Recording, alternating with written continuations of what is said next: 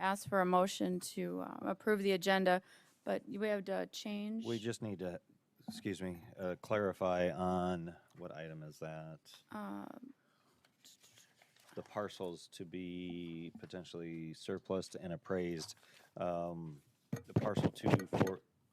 I know these microphones say they're on, but they're not working. Yep, we got nothing, Jake.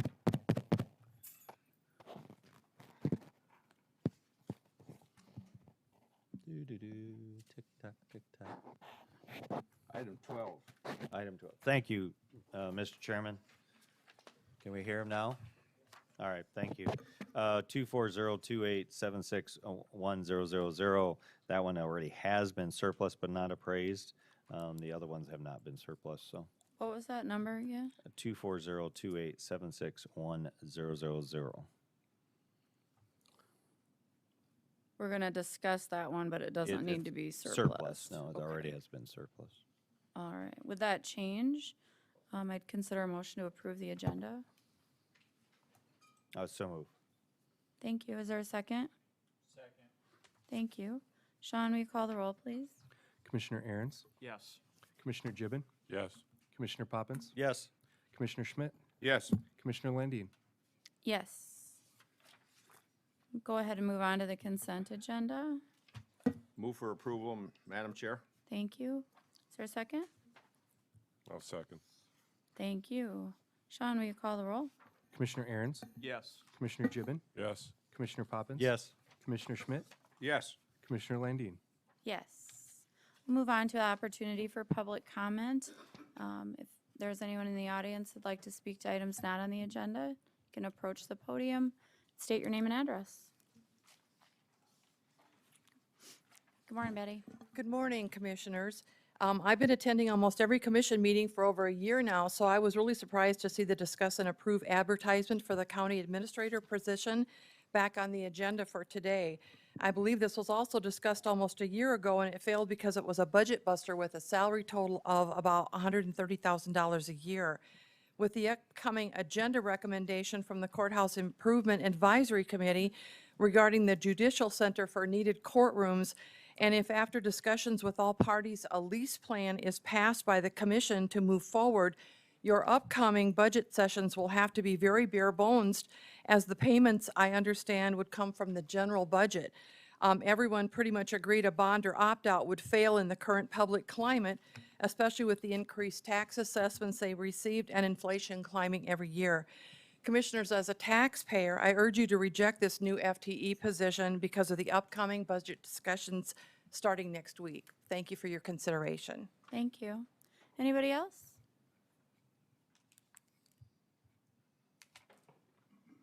Don Hoffman, 47331 273rd Street. I was before the board here a couple months ago appealing my property assessment and stuff. And I had it reduced by the board by about 50% of what the county wanted to raise me, which was a little over $100,000. So I thought, you know what, I'm going to take it to the state, see what happens. Well, I went, talked to the guys down the hall, and they said, well, nobody's ever appealed it to the state. And I can see why. I need a lawyer.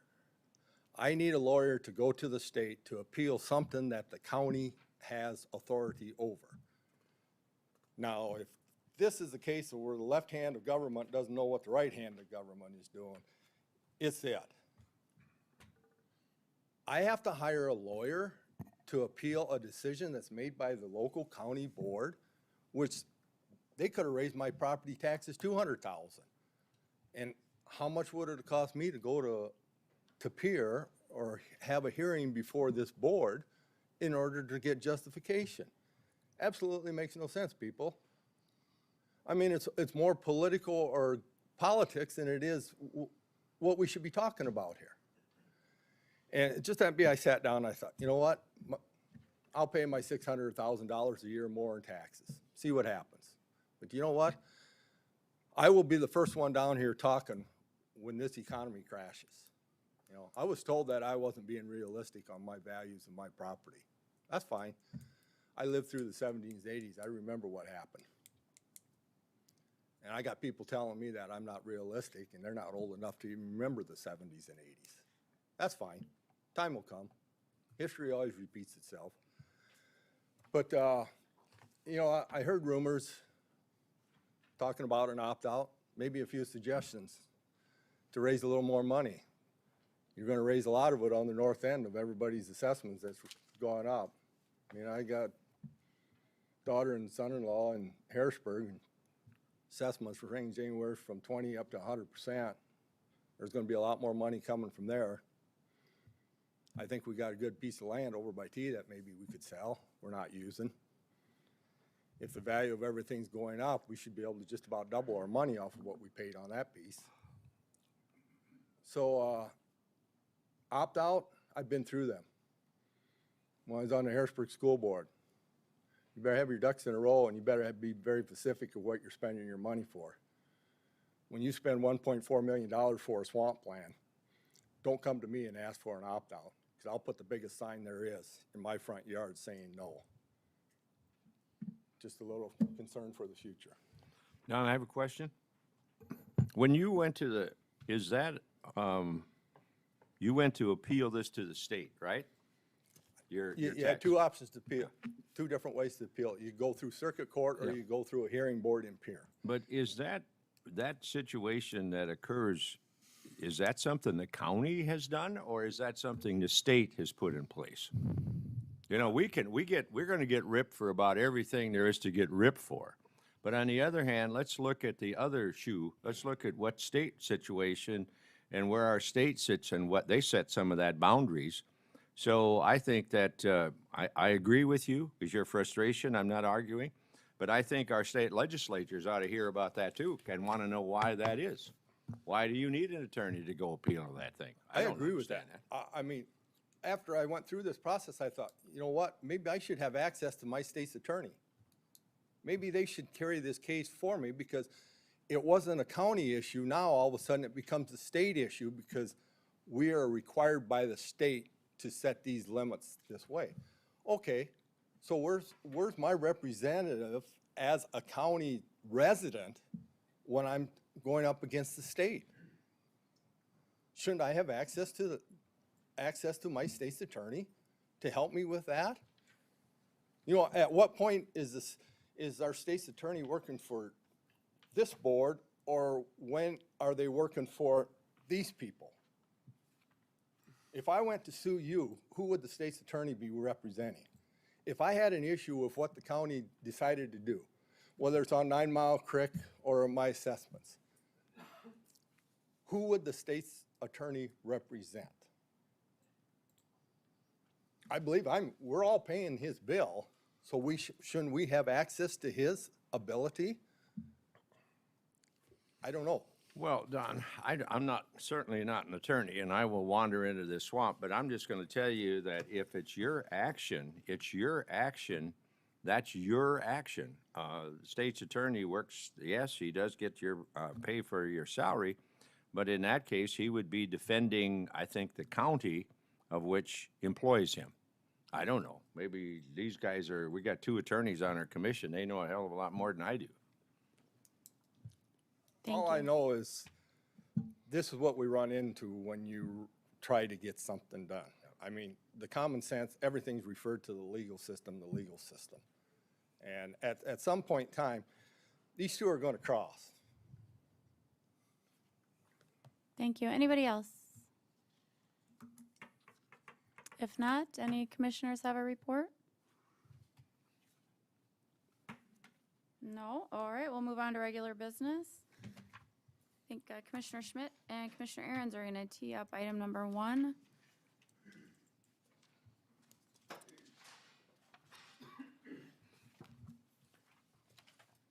Thank you, Madam Chair. Okay, so over the last several months, what has happened with regard to Lincoln County looking at a new or expanded courthouse space? Several months ago, this county commission put together a citizen board comprised of 2 commissioners, 2 circuit court judges, some building staff here from the county, as well as 4 different citizens from different walks of life and different geographical areas around the county. And that board was tasked with determining what are we going to do with regard to this issue that the judges have asked for more space. And in order to accommodate increased case filings and a lot more traffic as it relates to criminal cases and civil case filings. Basically, the the evidence that was presented to the board is that this county is out of space when it comes to holding court, and we need more courtrooms to be able to accommodate that space. So then the next issue that arose was, how are we going to do that? But let me take a step back here. We took a methodical look at each of the departments here in the county and asked them what kind of space they would need over the next 5 years, 10 years, next 20 years.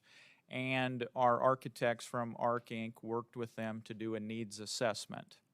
And they also met with the court system, unified judicial system as well.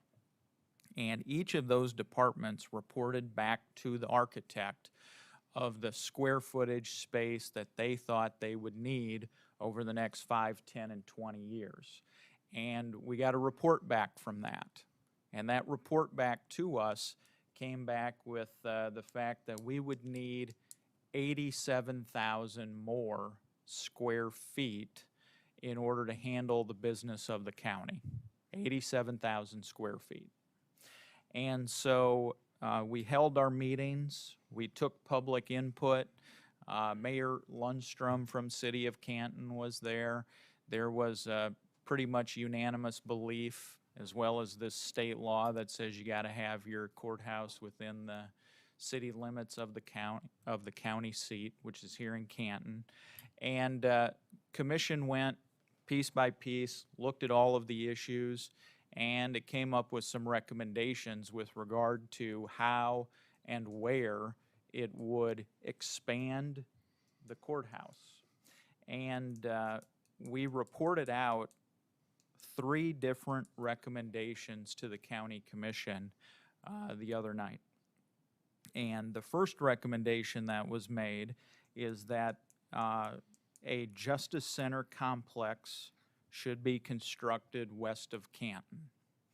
And when I say a Justice Center complex, that means a building that would house Sheriff's Department, a 911 emergency dispatch center, emergency operations for the county, and the court system. It's where you would build all the new courtrooms at, in addition to the sheriff and emergency 911, emergency operations, and then it would also have office space for the state's attorney's office as well as the public defender's office. And that amount of space is 87,345. So I'm going to use the number 87,000 square feet.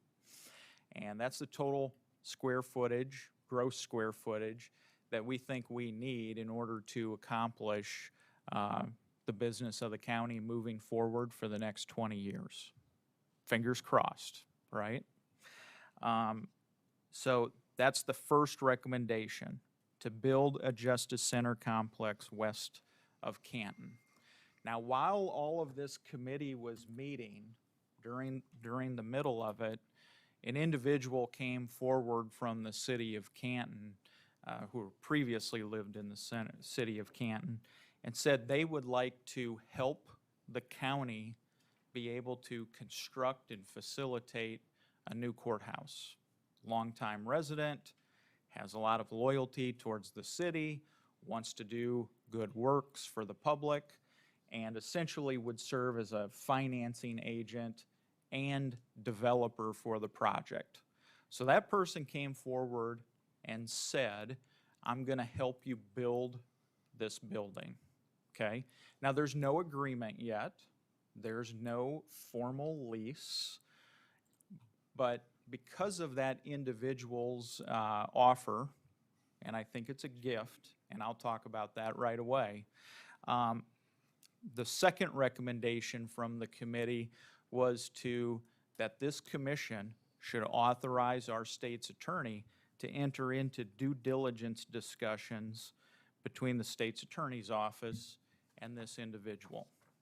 So that's the second recommendation that was made, is that we should enter into due diligence discussions to determine how we could move forward with the construction of the Justice Center complex with this individual serving as the financing agent and as the developer. And basically how that would work is this individual would build the building and then lease it back to us. Pretty straightforward stuff. Now, the third issue, and the reason I say that's a gift is because you've probably heard a lot of talk at the coffee shop as well as from others who just came up to the podium who have said that maybe in the current environment doing an opt-out may not work. I don't know. I don't know whether an opt-out would work or not, but this individual and their offer allows the county to sidestep the necessity for a opt-out. And instead, it would create a situation where the county would just make an annual lease payment out of its general operating funds. And we'll get more into that, deeper into the weeds, as our state's attorney conducts due diligence discussions with that individual. So more to follow on that. Number three, the third recommendation that was made by the commission, there was extensive discussion at the last committee meeting about this issue of a jail and where Lincoln County's prisoners should be housed. There was one proposal that perhaps, or stated that perhaps a jail construction should be considered as part of this courthouse presentation. That proposal did not receive any support from the committee. It did not receive any support, and instead, the committee decided to create a study group that will look into this issue of whether or not in the future Lincoln County should construct a jail and or a regional jail with other counties in the area. So that issue was sidestepped. There is the current plan or the current recommendation does not include any discussion of constructing a jail. The committee simply made a recommendation to state that we should study the issue more, okay? So just so people are clear, just so the public is clear, the current proposal does not, the current recommendation from the committee to this commission does not include construction of a jail. And so if I understand correctly, after the meeting, each of the departments, specifically UJS, went back and talked to the architect about how much more square footage would be needed. And I think Andrew Etram has some of those numbers. And I think in my packet here, I'm looking at preliminary project scope and statement of probable construction cost. That 87,000 square foot number is what was reported back to you, right, Andrew? Okay, so I'm using the right number when I say 87,000 square feet, right? Yep. Okay, got it.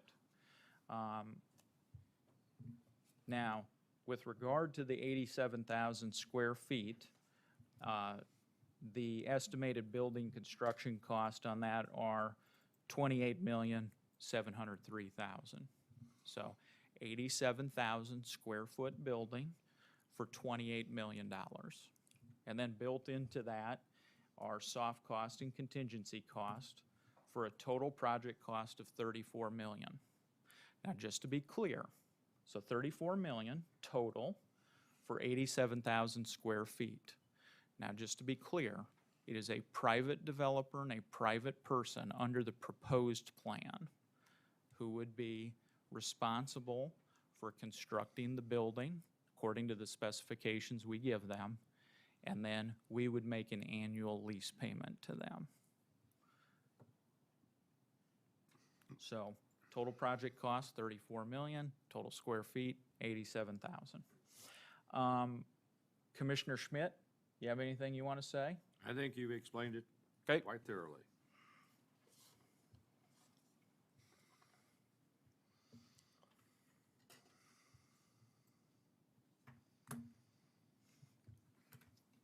So I think today, what this commission needs to do is determine,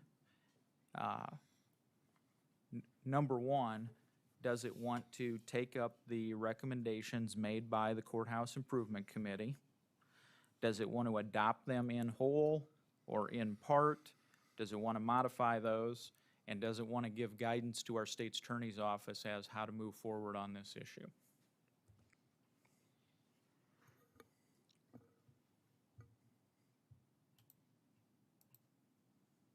Are you wanting to make a motion, Commissioner Aaron's? I am, if you'll Okay. entertain one. I'll entertain one, and then if we can get a second, we can open it for discussion. Sure. So my motion would be the following, Madam Chair, that the commission authorize our state's attorney's office to enter into due diligence discussions with Darcy Johnson in order to explore building a Justice Center complex west of Canton on land that he owns. And then also, second part of my motion is that the commission form a study group to study the concept of building a jail or regional jail in the future, but not with the building of the courthouse. Is there a second? I'll second it. All right. Any- Commissioners, I have one question on your second part of your motion. If Mr. Johnson, we enter into this, and he would decide on his own to want to add that, are we not going to, are we going to say, no, we don't want you to add that? But if it's his choice to do that, I'm concerned about the fact that we're limiting his ability to decide, we know what we want. I got your first motion. But if he were to say, well, if I'm doing this, why don't I build something beyond it because it makes more sense to do it all at once, are we then not going to accept that, or are we limiting his ability to make that decision? So a couple different things, Commissioner Schmidt. Number one, I'm showing loyalty to the Courthouse Improvement Committee. Those are the recommendations that were made. You and I headed that committee up. I'm simply delivering the communication from the committee to this commission and showing loyalty to that process. So that's number one. And so that's why that's my motion, because that's what the committee decided unanimously. Number two, the discussions that I've had with representatives from Mr. Johnson never included any discussion about a jail. Maybe you've had other discussions, or maybe other commissioners have had other discussions. And so if that's the case, I'd be interested in hearing those discussions. Number three, the people of the county spoke last November, told us they didn't want a jail. And so that tells us that we as elected officials need to retool, retask, and do more studying on the issue rather than just ignoring what the people told us what they wanted. Because when they voted down the issue of the jail, they voted down all of the operations and maintenance money that comes with it. And I guess my question is, okay, so if Mr. Johnson does just say, I'm gonna build a jail for you guys, my question to you is, where does that money come out of our current general operating fund? We don't have it, as best I can tell. We don't have the operations and maintenance funds to come out of our general operating budget. We're barely gonna have the money, barely, we will, but barely have the money to pay for the annual lease payment out of our general operating budget for the courthouse. We're gonna be able to make it work, but it's gonna require some difficult decisions that elected officials have to make. I would just say this, I'm not arguing for a jail, but on the other hand, looking from a long-term aspect, our lease payments to Minnehaha County range anywhere from 140, and they could climb to as high as $180,000 a month. Maybe an exploration, and I'm not advocating right away, but down the road, that money, that $2.5 million or $3 million that we spend and send north, we could apply to ourselves by having our own facility at some point in time.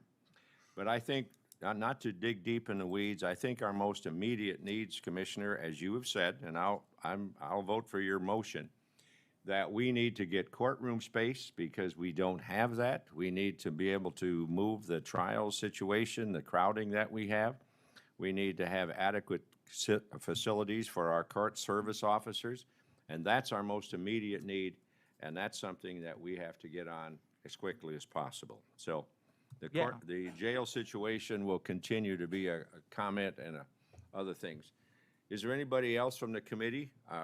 Larry, do you have any comments on that, if you would? I do, Mr. Chairman. Just a technical question. I assume it got missed in your motion, but I did not hear you say constructed within the boundaries of the city of Canton. I left that out, Larry, because as I understand it right now, and I know where you're going, and I agree with where you're going, as I understand it right now, that piece of property that we're talking about, and I could be mistaken, but I thought what I heard from Mayor Lundstrom at the meeting was that land is not currently within city limits. And so that requires an act of the city council that we have no control over. I mean, I agree with you. If what you're saying is, should that be within city limits? Yes. I think by state statute, we're required to have it within city limits. But the city council has not acted yet. And so it requires a unit of government, which has its own elected officials. They have to decide whether or not they want that to happen as well. Fair enough. Thank you, Mr. Chairman. Thank you. Any further discussion? Comment, Madam Chair. Go ahead, Commissioner Poppins. As I agree that we need to do something, and we've needed to do something for quite some time as we're leasing now space in Minnehaha County, or will be here shortly, to accommodate hearings. I think we need to progress. But the same token, I don't know that there's any harm in looking at it at the same time as far as the court and the potential jail scenarios with Mr. Johnson. So I think that committee can be in conjunction with a negotiation with him to know if he's willing to, and if so, at what lease price, to then we could formally understand the comparison of leasing the space there or leasing the space from Minnehaha County. So I think that needs to be in conjunction. So thank you. I would agree with that, Commissioner Poppins. I've had a couple of short discussions with our auditor about how we're going to make this lease payment, and shifting those costs down to Lincoln County would certainly help do that, and also allow us to do other projects that we need to do concerning roads and what have you. Sherry, are we going to be able to afford this lease payment? Let's say the lease payment's, $220,000 a month or more. Before I would say for sure, I'd like to know what the number is. Sure. But yeah, I think we can work through the budget to get it to work. All right. The less the better, but obviously. Yeah, $34 million divided over the course of 40 years, that's with no interest included on it. I'm sure there's going to be an interest payment. Just a straight division over the course of 40 years, that's $850,000. Now, if you add 5% onto that, you're looking at well over $1 million. That's just some back of the envelope math here. So those are the kind of rough numbers we're looking at on an annual lease payment, I think.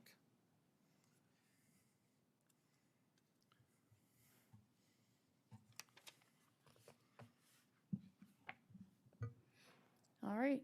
Any other commissioners want to comment? If not, Sean, will you call the roll? I do have two questions, Madam Chair. Go ahead. First one, who was the second on that?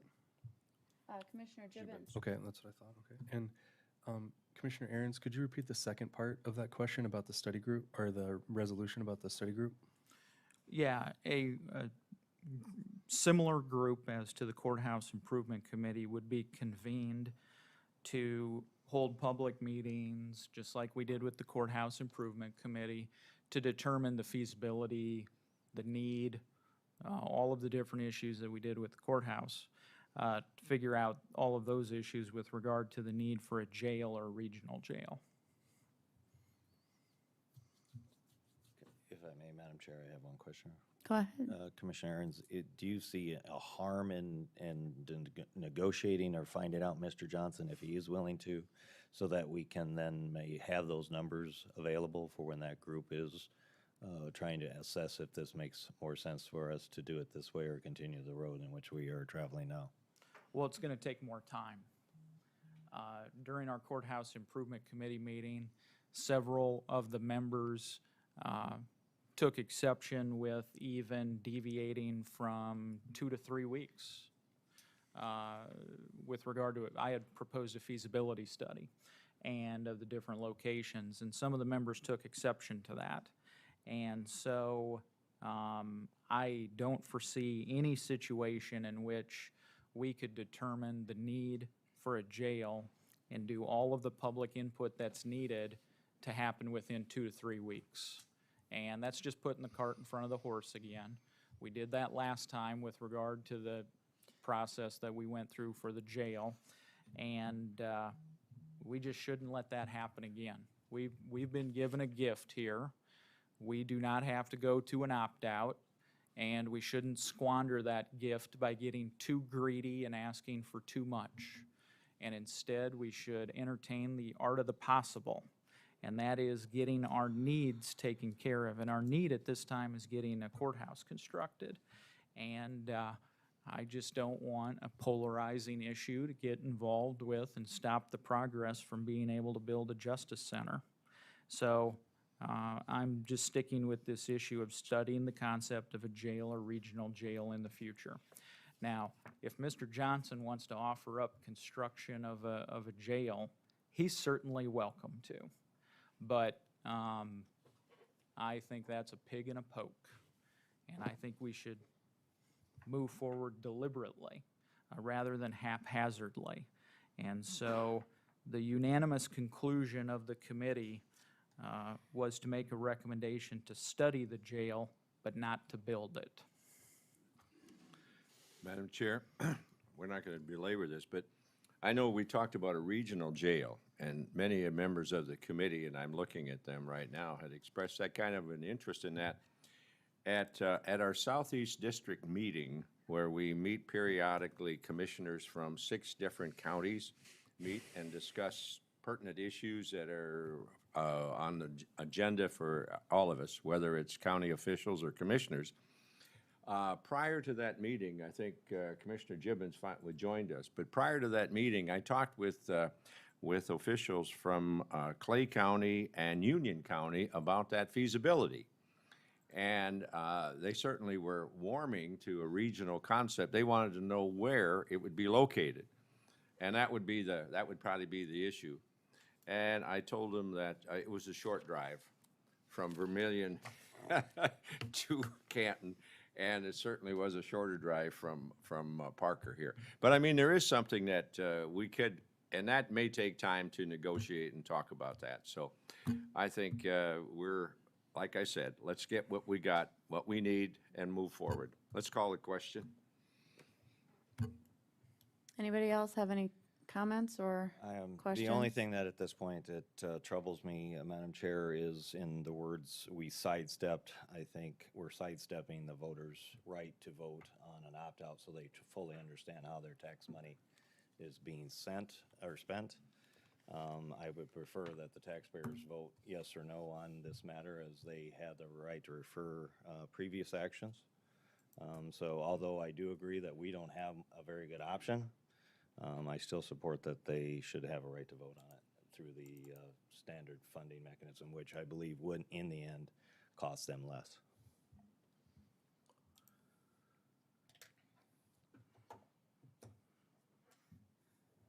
All right, Sean, you want to go ahead and call the question? Commissioner Aaron's, Yes. Commissioner Gibbon, Yes. Commissioner Poppins, No. Commissioner Schmidt, Yes. Commissioner Landine. Yes. Motion carries. Move on to item number 2, leasing courtroom space in Minnehaha County. Mr. Golden, were you going to handle that?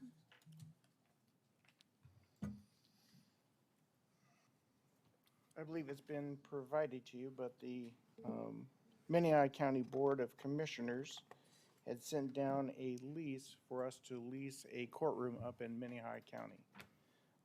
For some time now, the civil matters in Lincoln County has been actually going up, and a lot of them have been heard in Minnehaha County. And so, since we've been using their facilities, this is a lease to formalize that agreement. They had emailed it down to me. It's before you. It would be leasing a courtroom. We would still be responsible if we did criminal cases up there to transport prisoners. And we would be charged for, I believe it's $8,333 a month, and the total would be $100,000 over a year period of time. And that was the most that they were willing to go out is a year at this point. And that is the offer that they made. They sent me the calculations where they went through and they figured out how much it cost them to operate the jail over a period of time, broke out those costs, and came down that a single courtroom roughly cost them $100,000 a year to maintain. And they would be passing that cost along to us for the use of that facility. Is that courtroom going to be dedicated to us, or will it be shared space with Minnehaha County cases? My reading of it is that it will facilitate Lincoln County cases up there, but I don't think it is necessarily solely a Lincoln County courtroom. So the price that they've quoted us then is asking for, their calculations are based upon dedicated space versus shared space calculations. Yes. So really, maybe we should push back against them and tell them, hey, if it's not dedicated space and you've given us a dedicated space calculation, you need to come down a little bit on your price out of all fairness. I can certainly go back and discuss it with them. And I think that's the fair thing. You know, I've looked at their calculation. It's expensive to run a courthouse. It's expensive to run courtrooms. They're being generous. At the same time, you know, we're put into this position because an entirely separate branch of government, the judiciary, has told us that's what needs to be done in order to assist them with their docket. And I'm fine with that decision. It's a fair decision. But what wasn't discussed is how it's going to get paid for between the two different counties. And so I think since both counties have basically been told this is how it's going to work and this is what you're going to do, I think that does open the door up for a negotiation where we shouldn't just have to take it because Minnehaha County said so. You know, they're put in this position because of the judiciary. We're put in this position because of the judiciary. And now what they're saying is, well, you need to do this because you're using our space. And so I think if they're going to use a dedicated space calculation method, and it's not actually going to be dedicated because they're still going to, it's like renting a house and being told, but you still have to allow the landlord to be able to live in it. Well, I'm not going to pay the same rental amount or lease amount that I would if the landlord still gets to live with me in the upstairs of it. And so I think we ought to tell them that if it's, here's what I would suggest. At the end of every month, we are given a report of how many cases were actually heard in the courtroom. And then we get a roll-up report that says there were either 20 cases or 5 cases. And then based upon that space utilization, we send a check to Minnehaha County for the amount of space we actually used.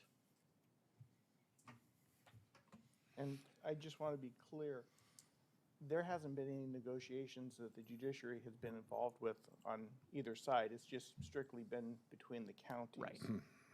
The cases have been going up to Minnehaha County, and we haven't been charged for them at this point in time. So I can certainly go back and discuss that with them. And it is fair, we do need to reimburse them. You know, no doubt about that. I think the only issue is what's a fair reimbursement model? Mr. Chair, or Madam Chair, I'd like to have, Judge Howman, would you have a comment on this, please? I didn't want to call you and put you on the spot. Thank you, Commissioner Schmidt and Chairman Landine. I don't think it's fair or accurate to, and I apologize, Mr. Golden, to refer to this as a dedicated courtroom space. Just over the course of approximately 2 weeks ago, a Lincoln County civil jury was held in the Minnehaha County Courthouse that utilized Minnehaha County court space over the course of 8 days. There are also numerous hearings that are held in other civil matters, as well as some in abuse and neglect cases. And we can't specifically identify a courtroom for all of those cases to take place. Due to COVID, we have specific requirements and a commitment that we've made to the community that we're going to handle our jury trials safely. And so there are only certain courtrooms within the courthouse that jury trials can be held. And those are not courtrooms that we additionally hold other civil matters or cases that have routinely been held up there over the course of the last year. So it's not a dedicated courtroom space, but it's the dedicated time and energy of staff to handle those cases up there. So I don't think under any stretch of the imagination, Minnehaha County could specifically identify a space to be utilized by Lincoln County. It's certainly at the discretion of the judge who's presiding over that matter to determine what court space is appropriate to facilitate those particular hearings or jury trials. That's the only comment I had. Thank you. Judge Thank Hellman? you. So in other words, we could be bumped if there is a conflict, or would there never be a conflict between the two counties that we? I'm not saying that you could be bumped. I'm just saying that there are courtroom spaces that are utilized for jury trials. Just like I explained, we had an 8-day civil trial from Lincoln held in Minnehaha County. That's not the same courtroom space that you would use for just a regular civil hearing.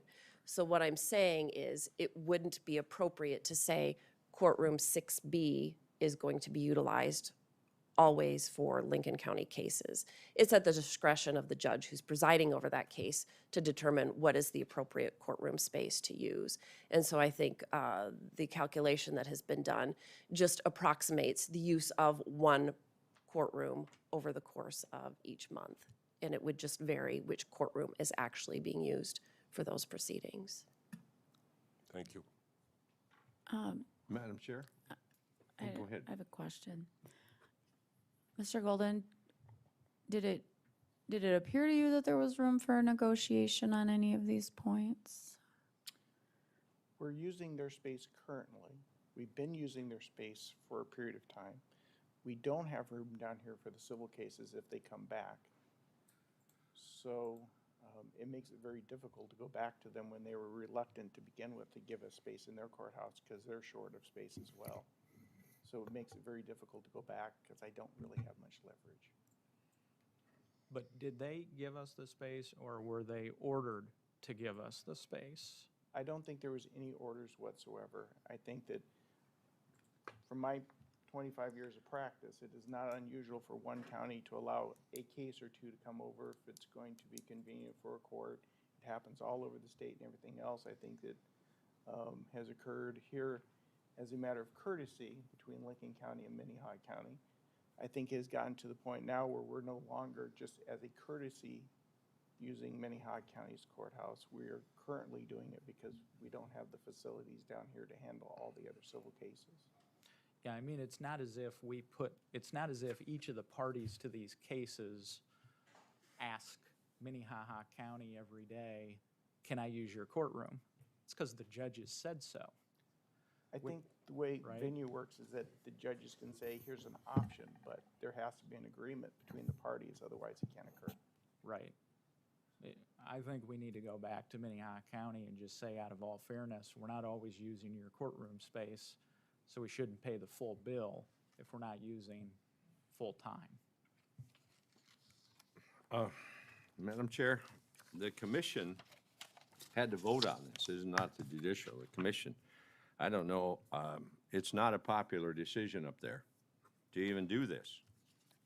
When we were in negotiations for the jail, we never negotiated. We were told what we had to pay. That was by the sheriff. So I understand, but I think we're quibbling over something here that is a necessity, just like to try to get these cases done. And I don't know whether it's the actual money, how much we intend to save, but I keep coming up, and this may be a bad thing, but beggars can't be choosers. In other words, we're at their discretion. Those commissioners were looking, and several comments that I've had from several of those commissioners saying, when are you going to grow up and take care of yourself and all that kind of stuff. So I think that they have extended a courtesy. Yes, it will cost us money, but then what doesn't cost us? Crime is an expensive situation. So I think what we have to do is get this thing done, get it formally approved, and expedite the process of utilizing what they have provided for us. Is that a motion? I'll make that motion. Is there a second? I'll second for discussion. Thank you. Any further discussion? I think we should turn it down and see how that goes for us. We don't have an option, folks. There's nothing to negotiate. We have no leverage. They turn us down. They say we're not going to allow it up there.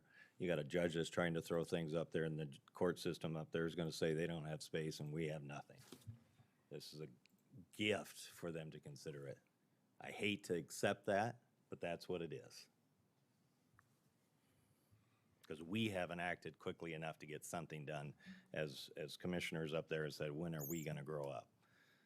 It's time for us to take action, take our own destiny, and get through this year and a half until or 2 years or 3 years and get this done, so. Sean, we call the roll, please. Commissioner Aaron's, No. Commissioner Gibbon, Yes. Commissioner Poppins, Yes. Commissioner Schmidt, Yes. Commissioner Landine. Yes. Motion carries. Move on to item 3. Sean, you want to go ahead and read that? This is the second reading and public hearing for an ordinance of Lincoln County to regulate medical cannabis within Lincoln County.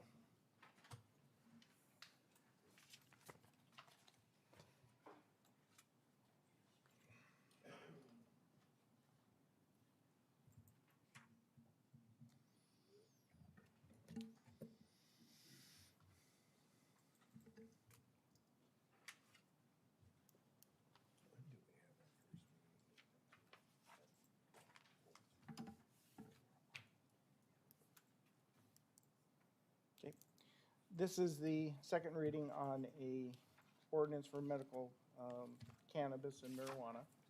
I did go back in, and there was certain things that were left out. There were some discussions from the last meeting that I did include, which is there is now a provision that would allow, if Amendment A goes through, for this to regulate that as well. I did go through it and accept or place in there the dollar amounts that are the same for a liquor license for a license here. There's also an ordinance that's coming up before the commission, I believe, concerning future liquor license, and that the total for Lincoln County will be 11. And so for facilities, I included that in here as well for a starting point. And then also went ahead and filled in the amounts concerning what a civil fine would be if people were to violate, so that the commission would have the options of seeking during licensing issues, whether or not you wanted to put some sanctions on the individual or possibly fine them if they weren't following the provisions. And so I chose $1,000 at that point for a maximum fine. And I also included a provision in there that the license is non-transferable. However, an owner of a business could give priority to someone else applying if they were going to sell their business.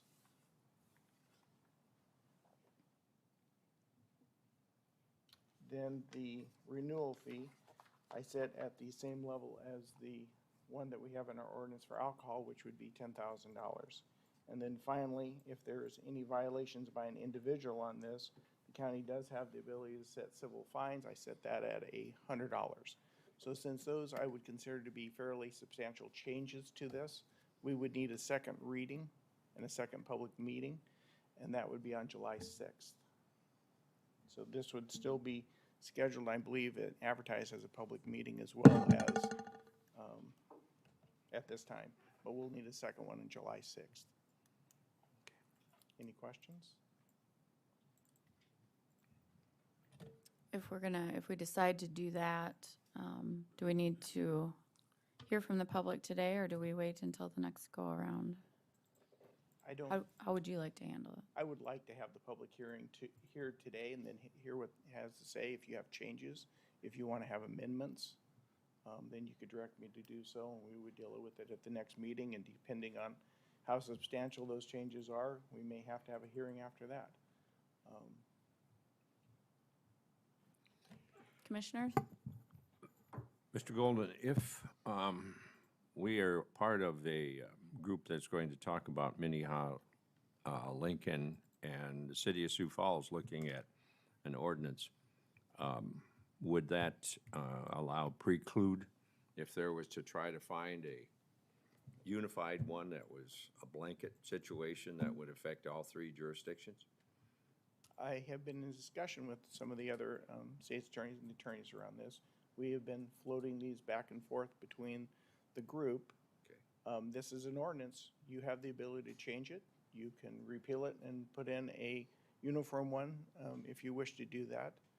I believe, on this, it would require that the state has to have an application out there in order for the marijuana establishment to be in place. You have a ordinance coming up for planning and zoning, which require the same thing. So we would still have time to go back and revisit this. Okay. Well, I think that talking to other commissioners from just around our district, many of them have put in place an ordinance. There's no consistency in any of them. They're all over the board. And, we're entering some pretty new territory. And what concerns me is that the inconsistency from one county to another or one municipality to another leads to confusion on the part of the public. So I'm not opposed to what you've done. I think we're fine. I think I'd like to hear from the public as to what they have to say, but also with the mind that maybe some kind of uniform situation that the state may have to come up with that we have better than a hodgepodge of different regulations and ordinances that affect the sale of that. Are you on the task force? Yes. I know you are. I'm talking to Mr. Golden. No, he is According too. to Mr. Commissioner Schmidt, I will be attending that. Okay. And that meeting's tomorrow morning. All right. Well, since this is a second reading and public hearing, I'll ask anybody in favor of this ordinance if they'd like to approach. You need to state your name and address, please. Good morning. I am Emmett Reistroffer. I reside at 1905 South 7th Avenue in Sioux Falls. Not yet a resident of Lincoln County, but hope to be soon and hope to do business here as well. So I am here today in support of the ordinance. I believe this is very monumental for some of us who have been involved in this. Myself, close to 12 years. When I was growing up, I had learned that medical cannabis helped my grandmother get through her cancer treatment. Today, I did invite some patients to make it. So they're here just attending to kind of witness history in the making, more or less, because we've been waiting for this moment. So I'm going to try my best to speak on their behalf of their best interests, as well as just the public as a whole.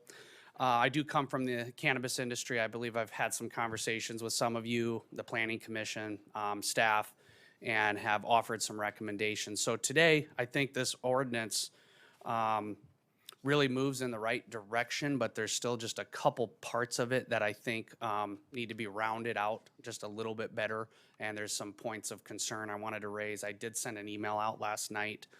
So you have a written copy. I'll just kind of verbally summarize what I'm looking at. So first, I think the best part of this is that it does work with state law, I believe. I've been looking at about a dozen cities and counties.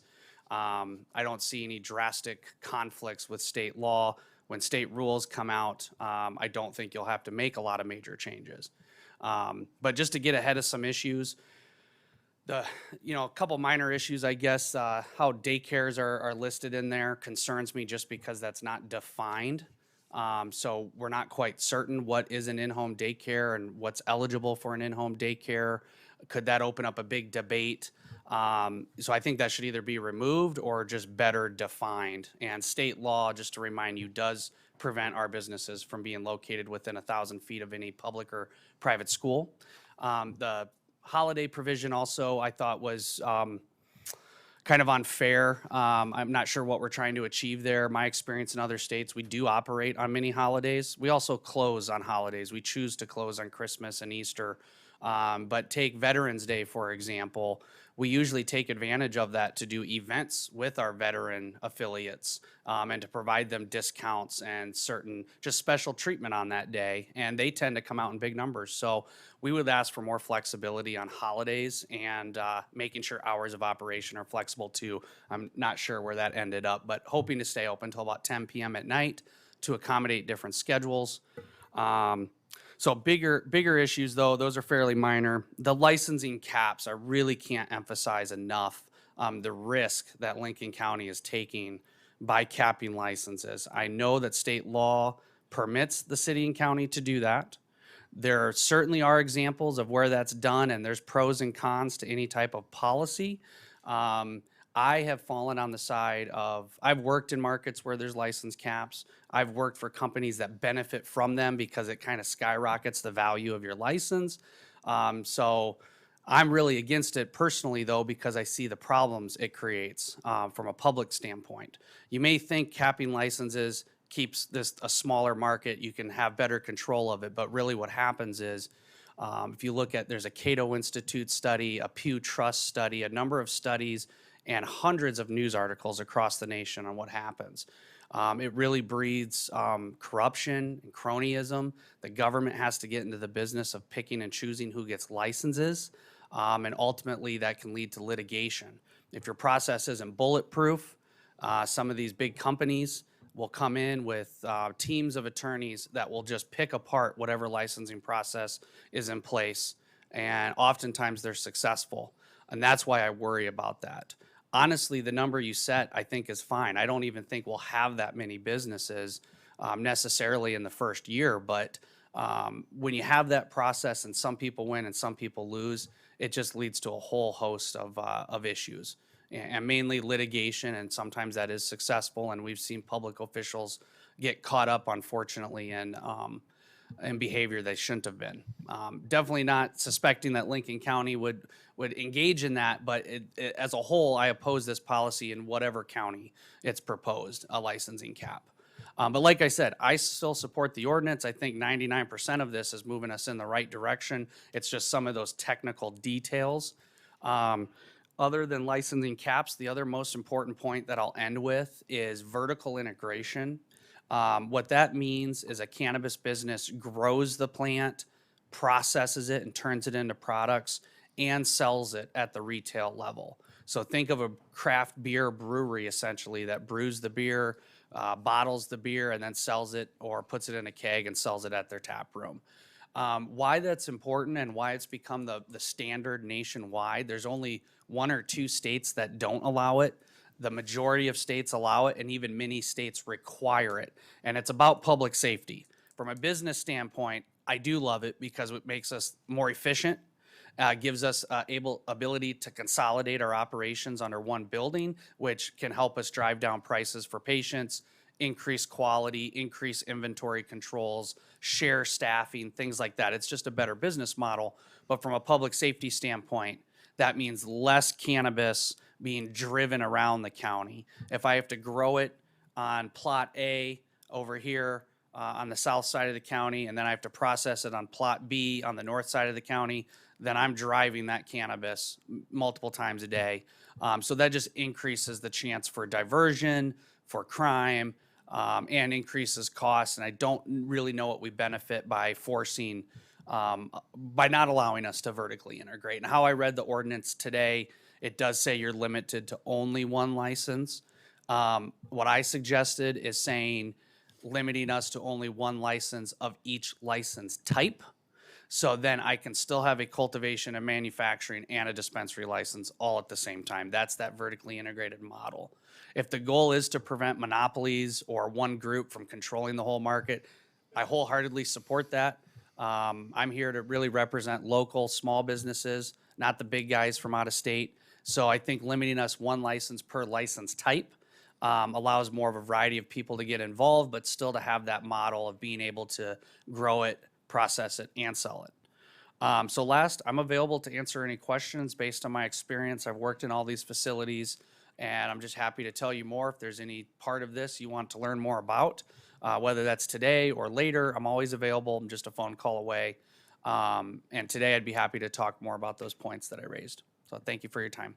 Thank you. Is there anyone else who'd like to speak in favor of the ordinance? I would just ask you to not repeat what's already been said, if you can help it. Thank you. All right, my name's Ned Horsted. I'm born and raised in Lincoln County, outside of Harrisburg my entire life. Just a few things. And it's kind of difficult to be in the meeting model where it's support or oppose when there's slight changes to be made. So overall, I want to thank you for taking this on. I'm actually also the executive director of the Cannabis Industry Association, which is a trade group of cannabis businesses in the state and entrepreneurs. I want to thank Lincoln County, very forward thinking, and you know, if this passes, it will be likely a template for many other counties. We've been keeping an eye on what's going on in the state, and there's a lot of people that are just kind of kicking the can down the road, and I think that this approach is preferred. To the talk about the joint committee with Sioux Falls, just being a resident of the county, you know, I grew up on an acreage. I don't think that Sioux Falls should really speak to what people can and can't do in rural Lincoln County. So having your own ordinance, I think, is a preferred way to go forward. A few things on this particular ordinance. Places of operation, not to repeat what Emmett said, but including in-home daycares, I think, is a little problematic unless there's a registry of in-home daycares. It's a problem for businesses if you don't know where in-home daycares are. Also, there's a piece in there about private schools. I wasn't sure if that includes homeschool. It just opens a whole can of worms there, so I would consider striking those. Permit caps are not ideal. There is a tendency in the new cannabis ordinances to draw a parallel to liquor licenses, and I think that the way that the liquor license system works in the state is pretty terrible. I mean, you have government creating a commodity in a secondary market for these licenses, and that's something that we have the opportunity to avoid when it comes to this new industry. There's a piece in there that, and this is just a question, certifying that at least one officer or board member of the establishment is a resident of the county. Being from the county, I like it. I hope that legal eyes have looked at that. I know that in the state law, there's a provision that you must be a South Dakota resident to do this. So I assume you can do it at the local level, but it's interesting. I haven't seen that in a lot of other places. I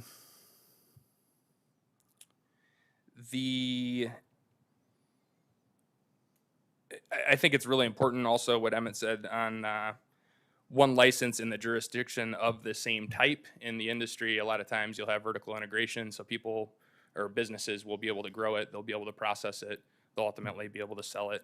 So inserting that, I think, is critical.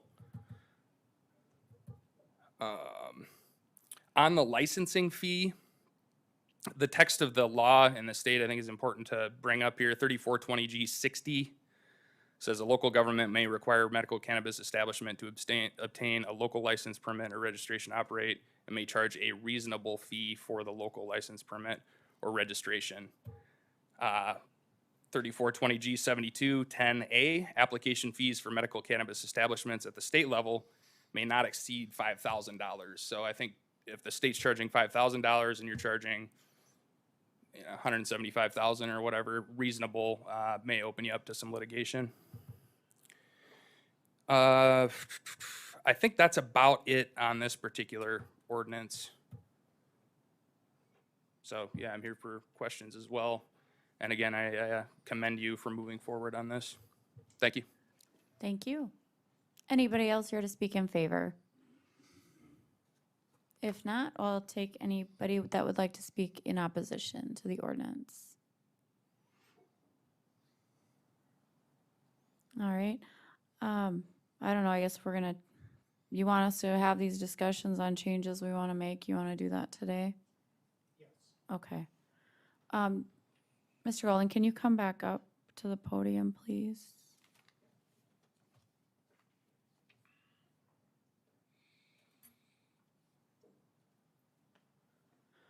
So, and I'm not gonna get in this nitpick in the ordinance as far as the language, but what about the daycare definition? I mean, I can totally see that as being an issue.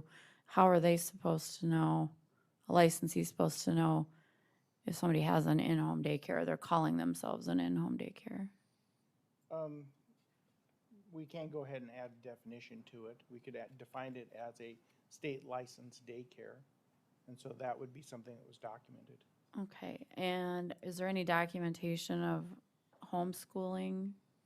The homeschooling, we were not intending to include homeschooling. We were intending for public or private schools, but not homeschooling. That was not the intention. Is that gonna specifically be excluded then within the ordinance so that there's no, I don't know that homeschooling would fall within a public or a private school okay, for the definition. I don't know either. I wouldn't read it that way. Okay, That was not the intention. and then, I don't know, on the holidays, I guess, what was the thought on the holidays? The holidays was on one of the models that were being passed around. I believe I picked this one up, or a portion of this, from the State's Attorney's Conference that was being worked on. It is one of the ones that has been adopted or being adopted in the other counties. So the idea behind that just merely was limiting the times on certain holidays or all holidays in order to have the establishments open. So it's up to the commission if you want to keep that or not. Right, what are the thoughts of the commission on the holidays? Bill, you kind of approached the drafting of this document through the lens of liquor licenses. Yes. And I fully appreciate that from the standpoint of we need a template, we need to be able to attach the regulations contained herein to, reasonable government regulations. I get that. I mean, I disagree with some of it. I think medical cannabis is medicine. And the only reason you get to use it is because you go to a doctor. And so I somewhat disagree with, filtering all of the regulations through the liquor license process.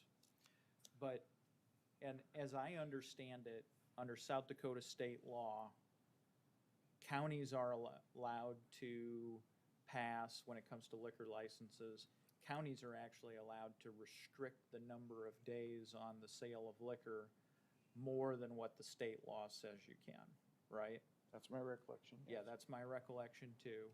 And here in Lincoln County, do you know what days were prohibited from selling liquor? No, off the top of my head, I do not. I don't think that we've adopted a more stringent ordinance than what the state allows. And I think if I'm not mistaken, doesn't state law also say, yes, we have? We don't have any that are restricted. Yeah, so we're unrestricted. So what we're actually doing here is, and I understand where you're coming from, Bill, I'm not criticizing you. All I'm saying is if this is a process that should be looked at as the provision of medicine as opposed to the provision of liquor, we ought to be a little more open with regard to the holiday issue. You know, if you want to restrict like Christmas Day, because doesn't state law restrict Christmas Day or, I don't know, there's something like that. But I think we need to be a little more open with regard to the holiday issue. Because for example, you ought to be able to get your medicine when you need it. Now liquor, you don't need liquor. But if you need your medicine, you ought to be able to get it on a holiday if you need to. That's my view. Well, the intention here was to put something on paper for you to tell me what you want. Absolutely, and that's why I'm not criticizing you. I guess I'd like to see the holidays come out. I mean, that it just follow the state. I mean, if it's Christmas, you know, but I'm not even that concerned about that. So I don't know. What are everybody else's thoughts? I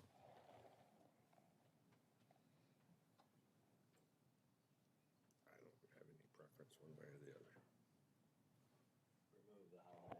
Take the holidays out.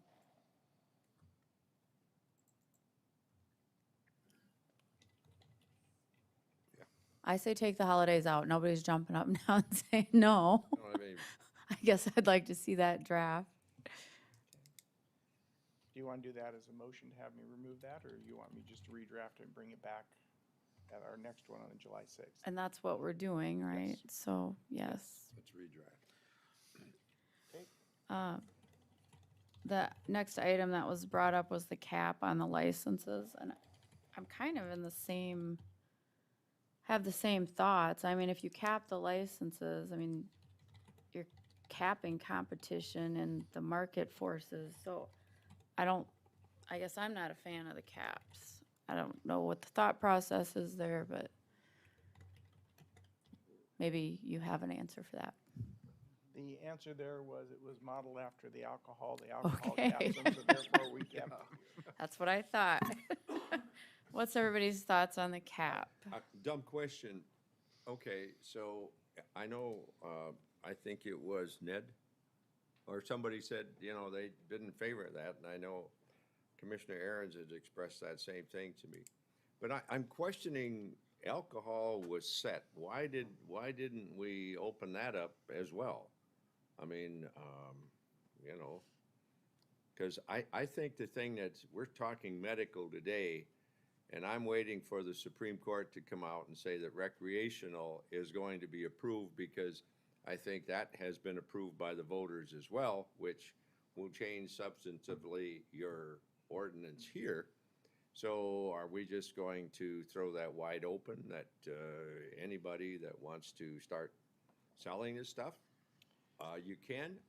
And why hasn't liquor, if it's wrong, why hasn't it been contested in the courts and changed? I'm not going to get into the history of how we came up with our alcohol laws, because that's long and tortured. As far as the numbers go, I mean, in some ways, it may actually just not really be much of an issue. Yeah. On the simple fact that there are only so many locations in the county that will be zoned that allows for the businesses to begin with. So some of that is going to be a restriction in and of itself. Okay. And it's simple economics. One, if you cap it, it does make the license more vulnerable or valuable for those who receive it. Mhm. If you're going to just open it up for anyone, then it's going to make it less valuable, and so it'll affect what you want to charge for your fee, I would assume. Commission's choice. Well, that's my thought. Get rid of the cap. I agree.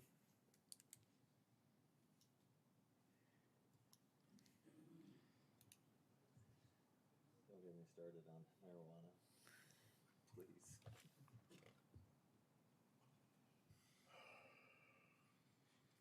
I don't know.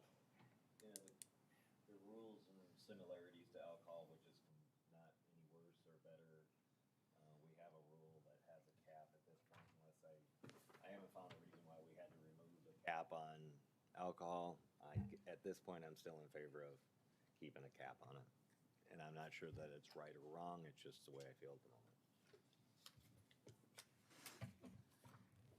So what's the consent? I mean, what do we want? We need to get a draft of this thing done, so I'm for no caps. I think you have 3 no caps, for sure. Do we, I don't know. I don't know. The cap on the alcohol comes from the Department of Revenue, and they base it on the population. Right. So, I mean, our census is gonna go up. So right now, we don't even have anybody taking the 11 alcohol beverage license that we have. Do we have available beverage licenses here in Lincoln County right now? Yes, Okay. liquor license. Liquor licenses, right. I say we do away with the caps, only because I'm looking at this through the perspective of medical cannabis. I'm not even talking about recreational. I understand our ordinance for time period may encompass that, but I'm simply looking at this through the need of getting medicine to people to make lives better. That's how I'm looking at this right now. May have entirely different perspective on recreational. Yeah, if we're gonna have a difference, consideration for recreation, yeah, there's no issue with me in medical marijuana. But I don't know that we're gonna have, is that gonna be a separate dispensary or not, but. So why can't we draft it so we can draft it that way, right? For, No cap on medicinal, cap on recreational for right now? yes, I could redraft it that way, so that, Do we have some consensus on doing that?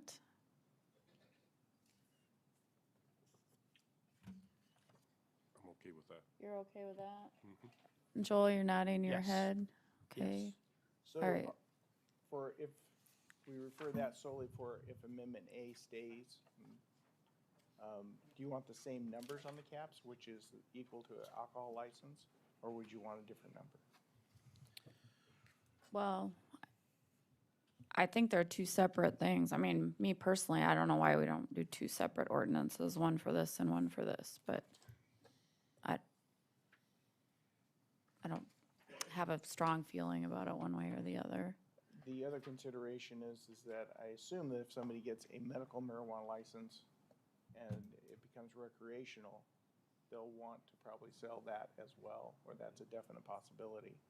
So treating them both separately may not make much sense. It may get mooted out by the Supreme Court's decision, but responsible government is responsive government. And so we've got to move forward with the will of the voters today, right now. We don't know when another branch of government is going to make its decision. It could be June 30th, could be December 30th, but we're not going to pattern our decisions. You know, we've got pretty clear guidance from the voters here how to move forward. I will try to put language in there for not limiting medical dispensaries and putting a cap on recreational. Let's see, then we had, the issue was brought up about, you know, if it's one license, but one license per type so that they can be vertically integrated. We don't have that option, we don't have that in this ordinance, correct? I will make sure, if you want the ability for them to be vertically integrated, tell me and I will make sure that's possible. If you don't want that, then I will do the same. I would be in favor they have the ability to do the integration. I would like that. Yeah, I think it's important. You know, the legislature took, what, 2 or 3 years just to get craft breweries approved? Yeah. You know, just so you can drink a beer where they make a beer. Well, shouldn't the glaucoma patient be able to consume a brownie where she purchases it from? Statute doesn't allow it. Right, I Can't- get it. Can't do it on Gummy bear facility. out there. I get it. But the issue's gonna become, can I at least make it where I sell it? And we're gonna create all kinds of costs to the industry, which increases cost to consumers. If we're forcing them to produce in one place and dispense in another. And then the other issue becomes is safety. This is an all-cash business. Now, I was at the State Bar Conference last week. Brent Ofdahl gave a really good presentation about banking medical cannabis dollars. The State Division of Banking is providing guidance suggesting that banks, federally regulated banks, can bank marijuana dollars, but it requires a whole host of regulatory hoops and hurdles to follow. But the State Division of Banking is telling banks, you can do this. The problem is, from a business perspective, banks may not want to undertake the very expensive process that it takes to do that. And so I foresee a situation where you're going to have a lot of greenbacks floating around in the economy here, which creates law enforcement issues. And if we can contain that within one site, rather than having to transport both product and dollars around, I think you're solving a lot of problems by doing that.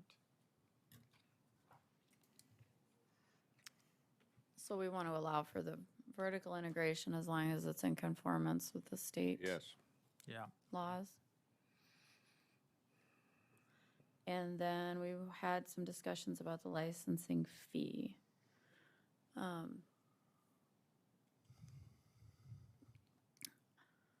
What do we want to charge? I mean, I was talking to one of the commissioners in Minnehaha County, and I know we discussed that $5,000. And so I think that's going to be a topic of conversation at this task force meeting tomorrow, certainly, on how to do that. And what is a reasonable fee? I think 175,000 is reasonable, but I would do something very similar to North Dakota, and I would break it up over the course of 2 years. It allows small businesses to be able to compete in the marketplace we're in. The thing to understand is there is going to be substantial cost to the county to regulate the marketplace. We're talking, you know, having people come in about fire suppression systems and odor and nauseous odor, you know, HVAC systems. Well, who pays for all that? The thing is, and this is what I want people in the industry to understand, I want to send this message. Counties do not have sales tax dollars to draw upon to fund the regulatory measures we need to do this. We don't have sales tax dollars. And we got to build a courthouse out there too. Well, I'm not going to sacrifice medical cannabis issues here and a courthouse when we've got the opportunity to draft this the way that we're allowed to under state statute. We need those dollars in order to be able to get the industry off the ground in the first place. Because here at the county level, we're limited to property tax dollars. We cannot do the regulations we need to do under the state statute if we don't charge an application fee. Now, you know, am I set on 175? No, I'm not set on that. Do I think 5,000 is too low? Yes, I do. Do I think the state statute limits counties? No, I don't. Not from a fair reading of the statute. It says we're allowed to charge a reasonable rate. See, if you put in one statute that the state says 5,000, but then if you put in another statute it says reasonable, it means that the voters intended to allow counties to be able to charge something other than the 5,000. That was what the voters intended us to be able to do. Reasonable, we can guide off of, you know, other application fees that we have in the counties to be able to do that. Just like the annual renewal fee, you know, 10,000. There are costs. There's regulatory cost. We don't have sales tax to draw upon. We've got to be able to do this. And it seems pretty standard in other states that have done this to charge these multi-thousand-dollar application fees, multi-thousand, tens of thousands, multi-thousand, tens of thousands renewal fees. So I'm comfortable with it. Maybe we break it into 2 years like North Dakota did, though. Commissioner Aaron's, would that be renewable then every 2 years or a one-time fee, then you're saying? No, I think you pay a one-time fee to get off the ground, to launch, and then there's an annual renewal fee. Of any idea what that would be? Well, you know, Massachusetts charges 2.5% of gross income, okay? And I'm So not they saying, based it I'm on- not saying South Dakota should take its key from Massachusetts. I'm just saying that's one of the options that's out there. So it's based on the revenue generated. It could be. That's one way of looking at it, or you could just set a fixed fee on it. When you talk about a reasonable fee and you threw out $175,000, I don't mind the 2-year payback, but I'm wondering, since you've enumerated very clearly the responsibilities the county has and the limited resources that we have to follow, because this is another add-on. This is like, one of those unfunded mandates that we get from the state where you'd be responsible for it, but you had no means of adding revenue to take care of all those responsibilities. What happens if we would jack this thing to $250,000 to be paid over 2 years? Can you find any, point taken, can you find any support around the country for that? You know, for example, one of the city councilors from Sioux Falls said, well, why don't we just charge $500,000? Now, I think he was just being flippant. But the point is, I think you get to the point where it becomes unreasonable. Where does it become unreasonable? I don't know. Can you find support for that dollar amount in other states around the country? And I don't know if you can. I think 175 is around the top end, but Has that been researched, so we have quantifiable evidence that that is a number that other states have used, or other counties have used? I mean, I don't know. I haven't done any, I don't know. I don't know either. I think I'd like But to. I mean, if we're gonna go to the 2-year thing, I don't have a heartburn with that, but if we're gonna go for 2 years, I think, well, then I'm looking at the $250,000 because that's $125,000 a year. Well, okay, you got that over 2 years as opposed to what it was. But anyway, I don't know. I don't have any research, haven't done that, haven't had time. I think we need to be careful. This is not a money grab. Again, you can't get too greedy with the people's business. You can't get too greedy. You can be reasonable. You could set it up. You could set up a situation where you pay 50% of the license fee at the time you tender your application, and then you got to pay the other 50% the day before you go into business. Okay, I could see that happening. I think that's pretty similar to North Dakota. The dollar amount, you know, I think when you're getting above 175, you're getting pretty greedy.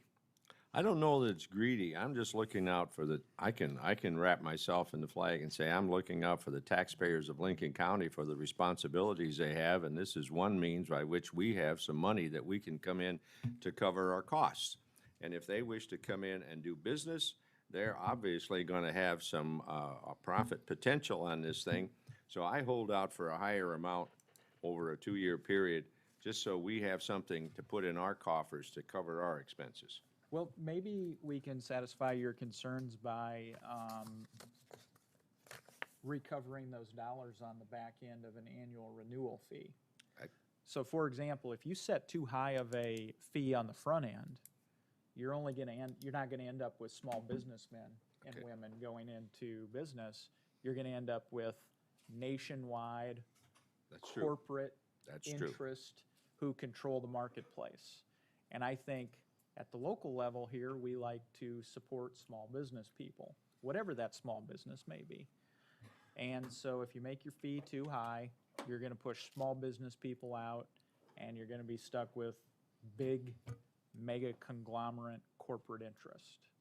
And I think you can balance all that. I think you recover those fees on the back end through a renewal fee. You know, Commissioner, I don't, one more comment. I don't disagree with what you say. I just like the idea that we're having a good and honest and open discussion for the public to understand how counties get to have the responsibility of this and try to cover our costs. That's my concern. So if you can cover it on the back end, that's fine. But I still am looking at what our obligations are, what it's gonna cost, and how we're gonna finance that. So why don't, just for today's discussion, why don't we leave it at the 175 and then we'll have the task force. That's still something we could change at the next reading, the fee. Correct? Yes, I will, if you would like, I will draft some language and just bring it separately, Okay, or if you want to have it paid over 2 years. okay. Okay. Can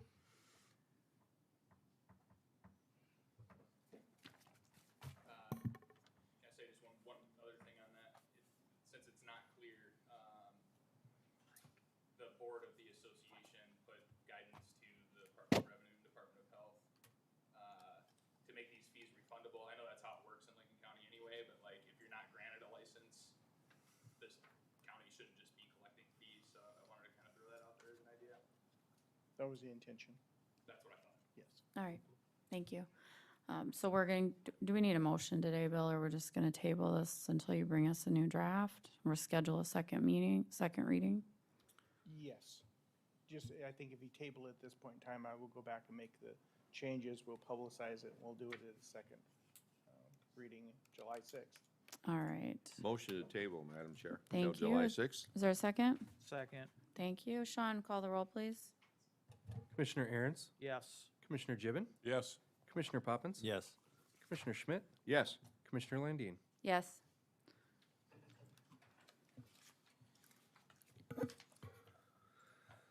Go ahead and move on to item 5. Are we not on 4?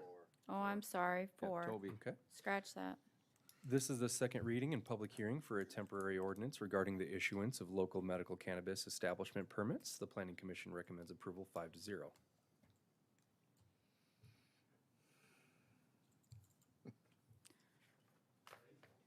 Go. Yes. Toby Brown, representing County Planning. I'll start out by saying this isn't based on the liquor law, so we can skip past some of that stuff. Okay. So what's proposed before you this morning is the second reading public hearing for a temporary ordinance amending your zoning ordinance. And so on July 1st, 3420G becomes effective in the state, medical cannabis. Within that statute, there are specifically 4 uses that are identified: cultivation, dispensaries, testing, and processing facilities. So what we've done with this ordinance is taken those 4 uses and incorporated them temporarily into the Lincoln County zoning ordinance.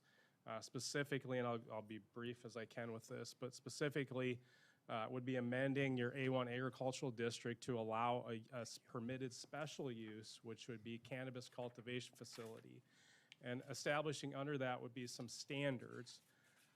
Primarily, I'll jump through some of these, but first and foremost, they would have to present the department with a medical card licensure from the State Department of Health, which we're anticipating would be sometime in early November would become effective. And then it'd be incorporating the setback. So within 3420G, there is an established setback for the licensure cards of 1,000 feet from a public-private school. This draft would add a daycare center. So to answer your earlier questions, no, we don't monitor in-home daycares because those are permitted uses, home occupations. Daycare centers, we do require conditional use permits, so we do have an understanding of where those are within the county. And then basic things as far as making sure that who's working in the facilities are of a certain age, and that the facilities have security plans, operational plans, and those different types of things. And so then that would be within the A1 agricultural district. Within the commercial district, which is section 6 of your zoning ordinance, it would be amended temporarily to allow the dispensaries within there. And again, same types of requirements as far as setbacks and things like that. This would require an hours of operation from 8 a.m. and no later than 10 p.m. For the dispensary operations. And then same types of requirements as far as submittal of plans and operational plans. And then within section 703, which is the I-1 light industrial district, we would add cannabis testing facilities, same types of requirements of hours, operations, and setbacks. cannabis cultivation facility, so we would allow grow operations within our I-1 light industrial districts. And then also the cannabis product manufacturing facility, and that's the, you know, the conversion of the actual product to other types of products. And so, I'll quickly answer the question. Vertical integration, as not defined within here, these are all permitted special uses. If a particular property wanted to do vertical integration, it would flip it to a conditional use permit. So while it's not specifically stated in here that allows vertical integration, that is a possibility because we would flip it to a conditional use. And so, as was mentioned at the first reading, is that staff presented two versions to the Planning Commission. The first would be the model that many entities in our area have adopted, and that's what they call a pause button, but would more appropriately be called sort of a stop on the process. This is not what this version was recommended that Planning Commission would do. With this version, if adopted today, would allow on July 1st someone to submit a building permit application for a structure or for a new structure in the county, but meeting these requirements, but not being able to receive an occupancy or a use until such time as they can present to our department the medical licensure from the state. So again, this would be a temporary ordinance. Under state statute, this would be effective for up to a year and could be extended for up to 2 years. I think that gives the county the flexibility to address any changes that might come down the road as far as state statute. I don't believe the state licensure that takes effect in November will be earth-shattering changes within what's already defined in state statute. But I think we always have the possibility that the legislature could take on additional changes or additional restrictions. This ordinance would allow us to adjust and to modify in accordance with that, with anticipation that at some point in time, the County Board of Commissioners would fully enact this as more than just a temporary ordinance. But with that, I'd be happy to answer any questions that you have for staff in relation to this ordinance. Thank you. Are there any questions for staff? Toby, did you create an infographic similar to like you did with the CAFOs where we can see where in the county the uses would be permitted? So I'll summarize that. This ordinance applies to the unincorporated areas of the county. As of this time right now, there are no public or private parochial schools in the unincorporated area. At this time, we have, I believe, 4 daycare centers. So the map of it is really Wide open. Wide open, correct. Any other questions for staff? If not, is there anybody in the audience or appearing that would like to speak in favor of this ordinance? Hello again.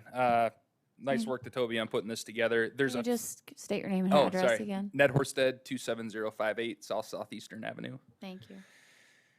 You're welcome. I think this is an excellent ordinance. There's a few changes that I would recommend from an industry standpoint. And I would have had this at planning and zoning when I was here for that meeting, but it took me a while to dig through the county ordinances to figure out what was relevant where. Anyway, under commercial, currently it's dispensary only. I would add testing to that. Like if you look at, for example, Ag Lab Express in Sioux Falls, that's in a commercial area.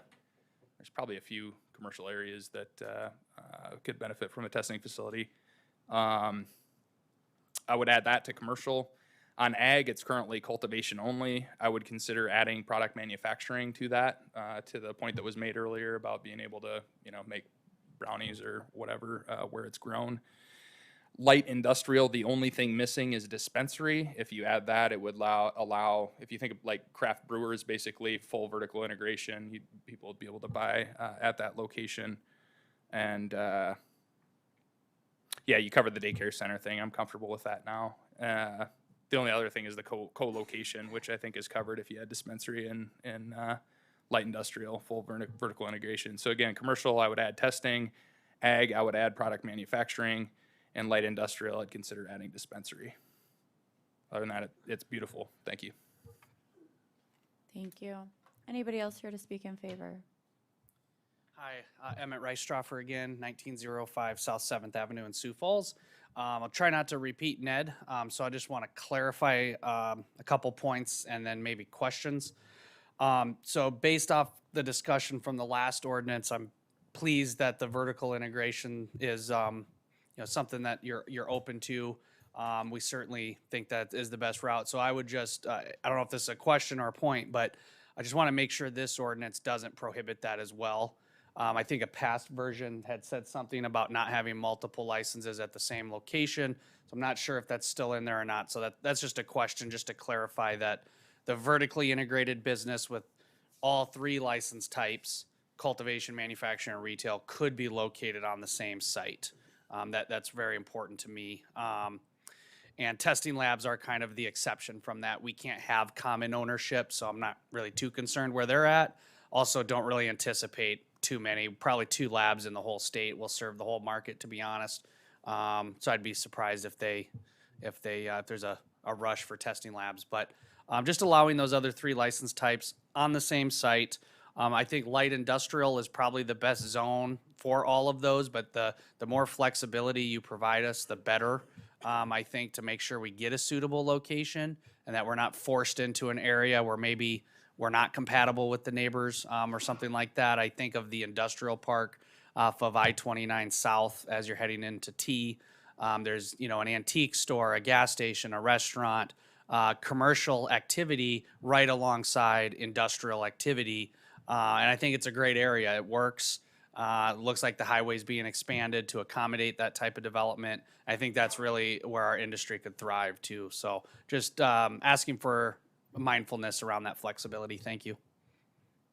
Thank you. Anybody else here to speak in favor? If not, anybody here to speak in opposition? Okay, commissioners, what do you want to do? There were some suggestions made. Toby, do you have any response or comment on?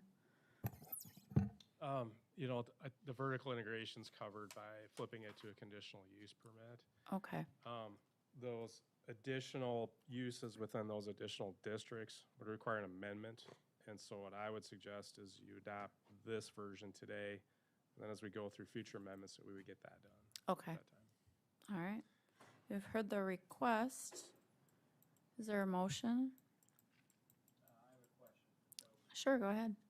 Toby, I'm going to assume that when you were drafting this, you were kind of taking the same tack that Bill Golden was, trying to get something on paper so you could see it and then discuss it.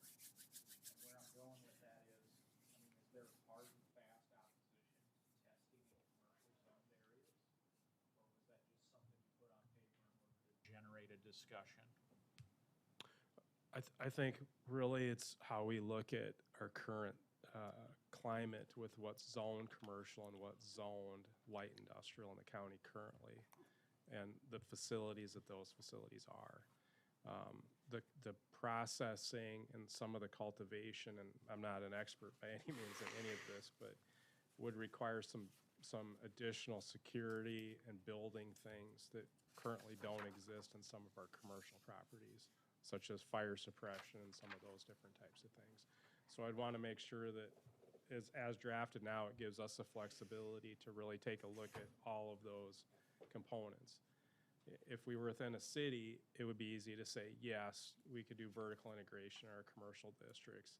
In the county, it's a little bit difficult because those properties weren't really designed for that type of a use. So I think at this time, I'm comfortable with the drafted. I don't disagree that there's going to have to be some changes and modifications down the road with some of those things, and as we get more familiar with some of the operations. But from a zoning standpoint, a use standpoint, we want to try to keep commercial uses commercial, industrial type uses industrial. My last question is, with regard to this issue of vertical integration, because I can understand what the industry guys are saying. They're saying, okay, I may be able to get these licenses on one hand from the auditor's office, but then I got to come to planning and zoning, and they could effectively, or this commission could effectively veto that through the zoning process. And I think what they're trying to say is they want to have multiple uses in one location as a special permitted use, as opposed to a conditional use, because a conditional use is subject to the whims of the commission. Because then it has to come to the 5 of us to vote on, and it's no longer a special permitted use, which is basically you check the box, you get the permit. So, and I'm not saying I'm for one way or another yet, but is there a grounding or a basis for doing the multiple use sites as a conditional use permit in other states? Or is that just something you created on your own? So I'd answer that. I think it's the same vice versa. The planning commission could issue a conditional use permit and the licensure could be denied by the board of commissioners. I think from the vertical integration part of it is you're talking about commercial uses, industrial type uses that really from the standpoint that the public should be involved in those. The adjacent landowners should be involved in those decisions. That would be the reason why we would suggest flipping it to a conditional use permit on the vertical integrations.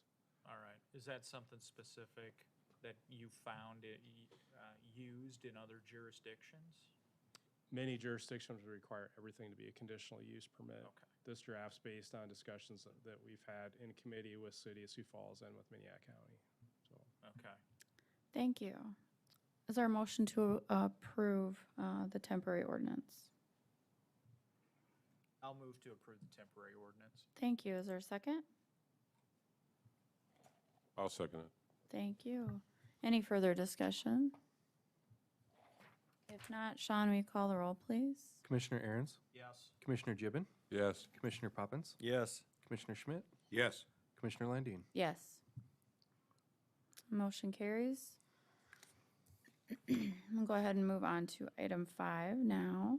It's the second reading and public hearing for an ordinance of Lincoln County, South Dakota, rezoning the property legally described as Tract 2C, Kroger's Addition, Northwest Quarter, Section 28, T98 North, R51W from the A1 Agricultural District to the PD Plan Developmental District, Good Earth Farm, and amending the official zoning map of Lincoln County. The Planning Commission recommends approval 4-1. thank you. This is an application from Jeff and Nancy Kirstein. This property is approximately 3 miles to the south of the city of Lenox. The identified parcel is approximately 24.10 acres in size. The purpose for this application is staff has been working with the applicants over a couple of years now. The property is zoned A1 agricultural, primarily utilized for a single-family dwelling and agricultural uses. And so the applicants are desirous of additional uses on the property.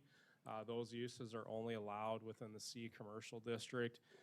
But through this process of a planned development district, it can incorporate some of the additional uses that they desire on the property, as well as the county and the citizens and the adjacent properties are protected because of the conditions that can be placed through a planned development district. And so I won't go too much into the details of what the applicants are proposing. They can talk about some of those. But what I will show you is the draft ordinance that is before you this morning for your consideration. So again, what this ordinance would do would primarily allow a mixed use on the property.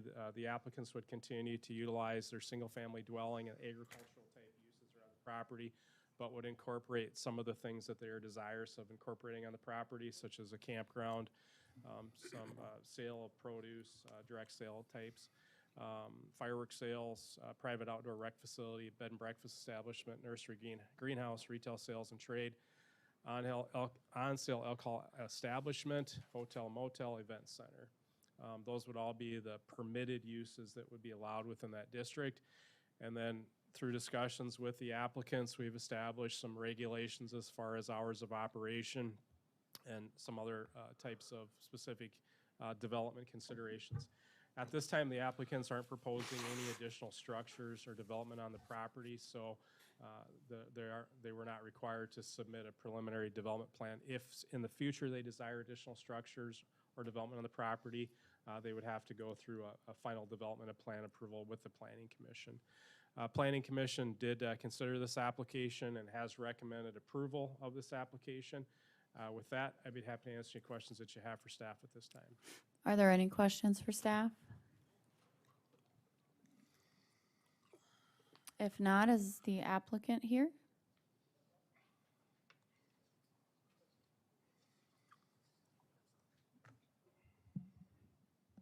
Good morning. Just Good state your name morning. and address, please. Nancy Kirstein, 28318 466th Avenue in Lenox.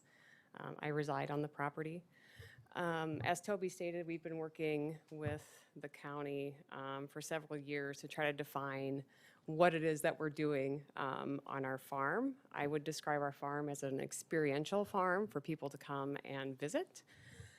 We've been trying to kind of work within the confines of what is written with our vegetable stand and where we can have people and where they can go into buildings or not.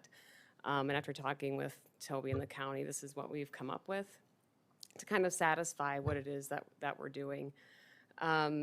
Ultimately, our goal is to take this piece of land that we have, this 25 acres, and to make it sustainable financially for us.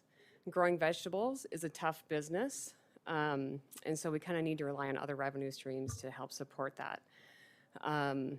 And by allowing people onto that space to experience what South Dakota agriculture kind of nostalgically is like, we can do that. I have been recently working with the State Department of Tourism. I'm part of a small cohort of farms across the state to promote this type of tourism and activity to bring in additional revenue to the state. It's kind of an exciting time, so we're hoping that with today's approval, we are able to move forward. Thank you. Yeah. Any questions? Doesn't look like it. Okay. Thank you. You bet, thank you. Is there anyone here that'd like to speak in favor of the ordinance?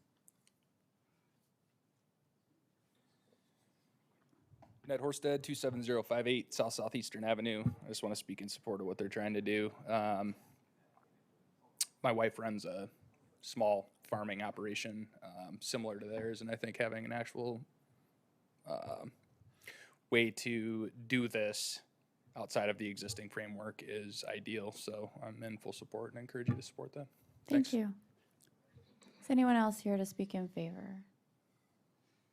Is there anyone here to speak in opposition?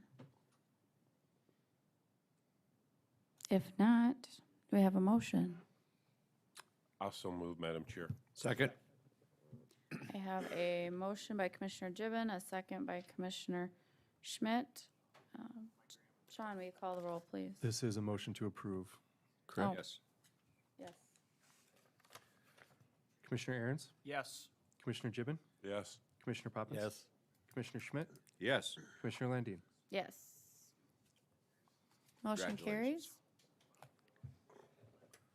Go ahead and move on to item 6 on our agenda. The second reading and public hearing for an ordinance of Lincoln County, South Dakota, rezoning the property legally described as Southwest Quarter, except H1, Section 17, T98 North, R50 West, from the A1 Agricultural District to the PD Plan Developmental District, I-29 Ag and Industrial Park, and amending the official zoning map of Lincoln County.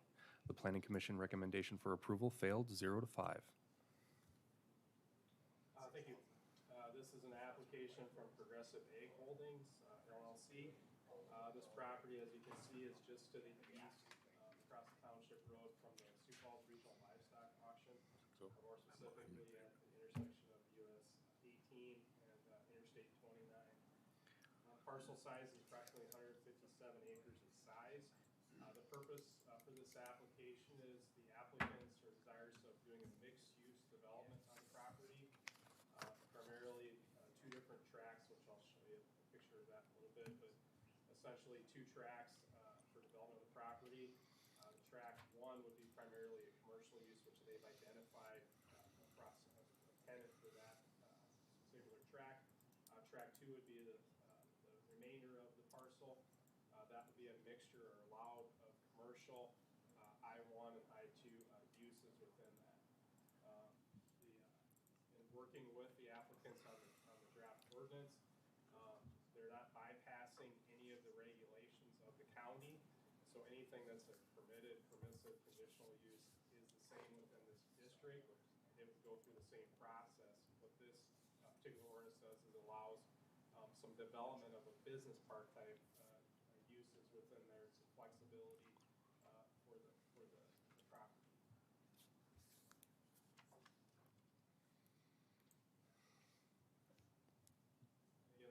would just be the layout of the sub-areas. So again, sub-area A would be, allowable uses would be commercial uses, primarily warehousing. And again, they have a tenant, proposed tenant for that sub-area. Sub-area B would be the remainder of it. Again, within that district would be permitted, permissive, permitted, and conditional uses in the commercial I-1 and I-2. So a true, what I would call a true business park with mixed cultural uses within it.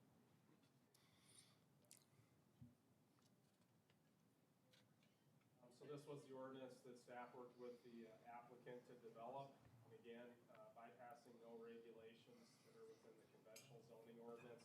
All things that would require permits are going to continue to require permits. The standards that were developed, other regulations. So for sub-area A would be the smaller tract. Again, landscaping plans, no outside materials, must screen, typical type stuff that we would require on a typical application for a conditional use permit. Sub-area B would be the larger tract. There's some ongoing discussion with the applicant.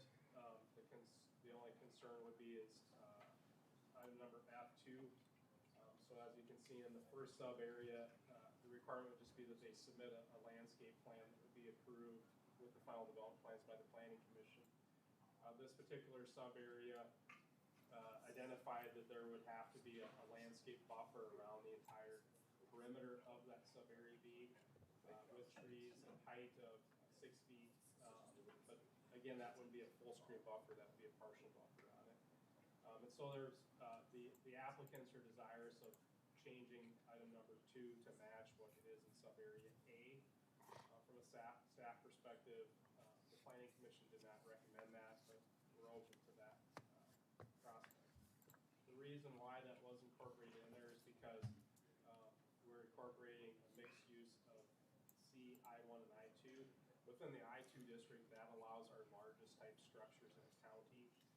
So one of the concerns that we hear from a lot of property owners in the county that are adjacent to commercial industrial properties is the lack of screening, and so this was kind of an attempt to address some of those concerns in the future. Would be addressed.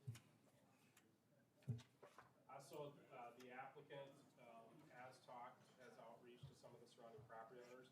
I've talked to officials from the city of Worthing. It doesn't seem to be, as of now, that I haven't heard really any objections from the city of Worthing, which is close to this property.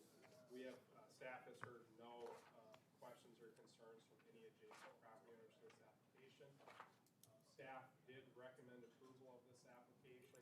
As stated, though, it was, the recommendation for approval was 0 to 5 by the Planning Commission. With that, we'd have to answer any questions that you have for staff. Questions for staff? If not, would the applicant please come up?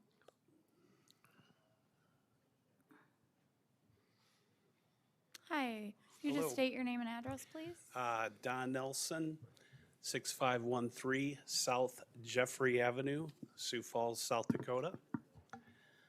I am the CFO for Progressive Ag Holdings LLC, as well as eParts Incorporated. As Toby mentioned, we currently hold an option on the quarter section adjacent to the planned development to the west, which EB Trailers is located there, Puck Enterprises is located there, Sioux Falls Regional Livestock, as well as LSE Manufacturing, and across the 18 Countryside Convenience. Again, it's located east, a half mile east of the interchange of I-29 and US Highway 18. How do I turn the slide? Oh, okay, thank you. Our request is to rezone this parcel from agricultural to a planned development so that we can develop a mixed-use industrial park that would offer the ability to bring in commercial, light industrial, and general industrial type businesses. We currently have one interested party in eParts Incorporated who has outgrown its current footprint in Hudson, South Dakota. And so there's a need to expand in an area where we have interstate access and access to excellent US Highway 18. We canvassed this area for months, and we found that this tract or this area hits all of the hot topics points that we need in order to grow and keep up with demand with eParts. Stemming from interstate access to three-phase electric to rural water, and northern, our natural gas pipeline is not too far away. So Brandon Van Beek is the CEO and president of eParts, and he's here today to talk a little bit more about how we got here and about his business.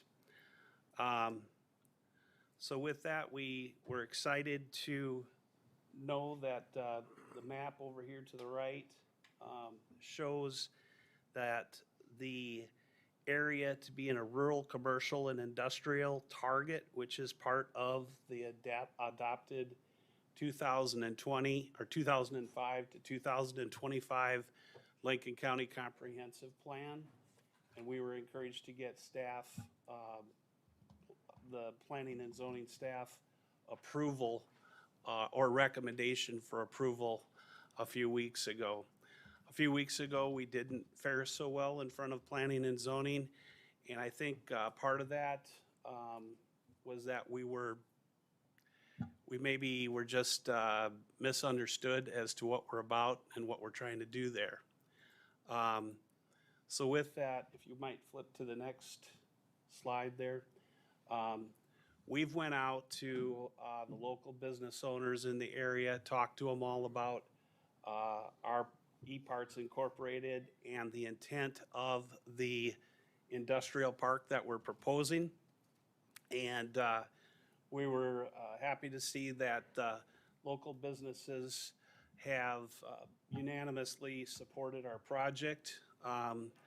They've said, as business owners and operators in the direct vicinity of the project, it's our opinion that this development will complement our operations and add value to the interchange and the overall region.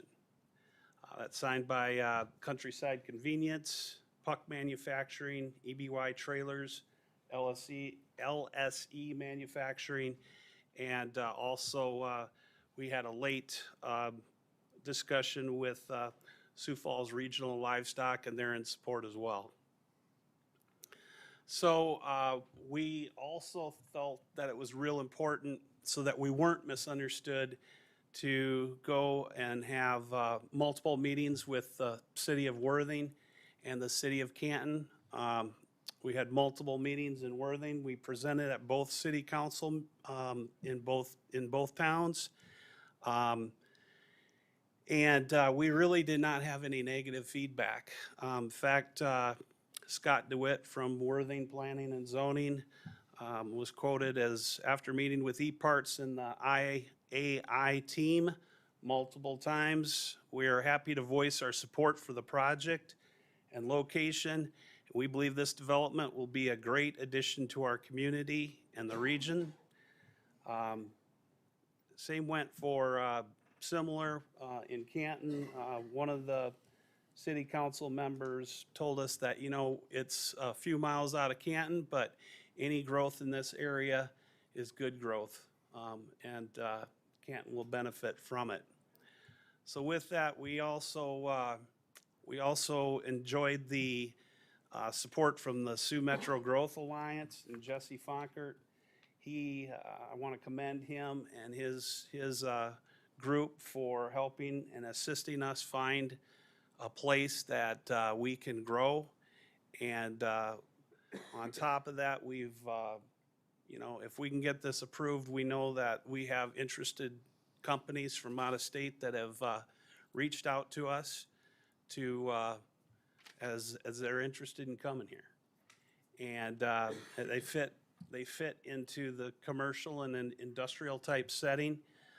The one thing I can't emphasize enough to the commission is that eParts is our anchor, and we want to attract good businesses that share the same ideals that we do, and so that we have something that we put something together that's aesthetically pleasing to look at, something that's going to help the local economy here, the county, the region, and the state of South Dakota.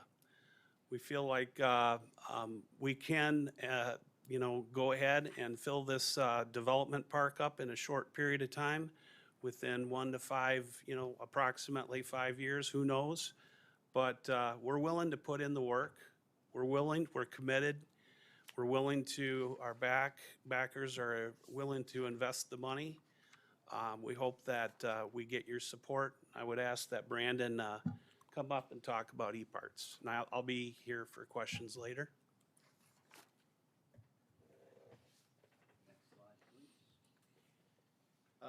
Brandon Van Beek, 520 Parkway, Hudson, South Dakota, owner-operator of eParts, which we hope to be the first tenant into the industrial park.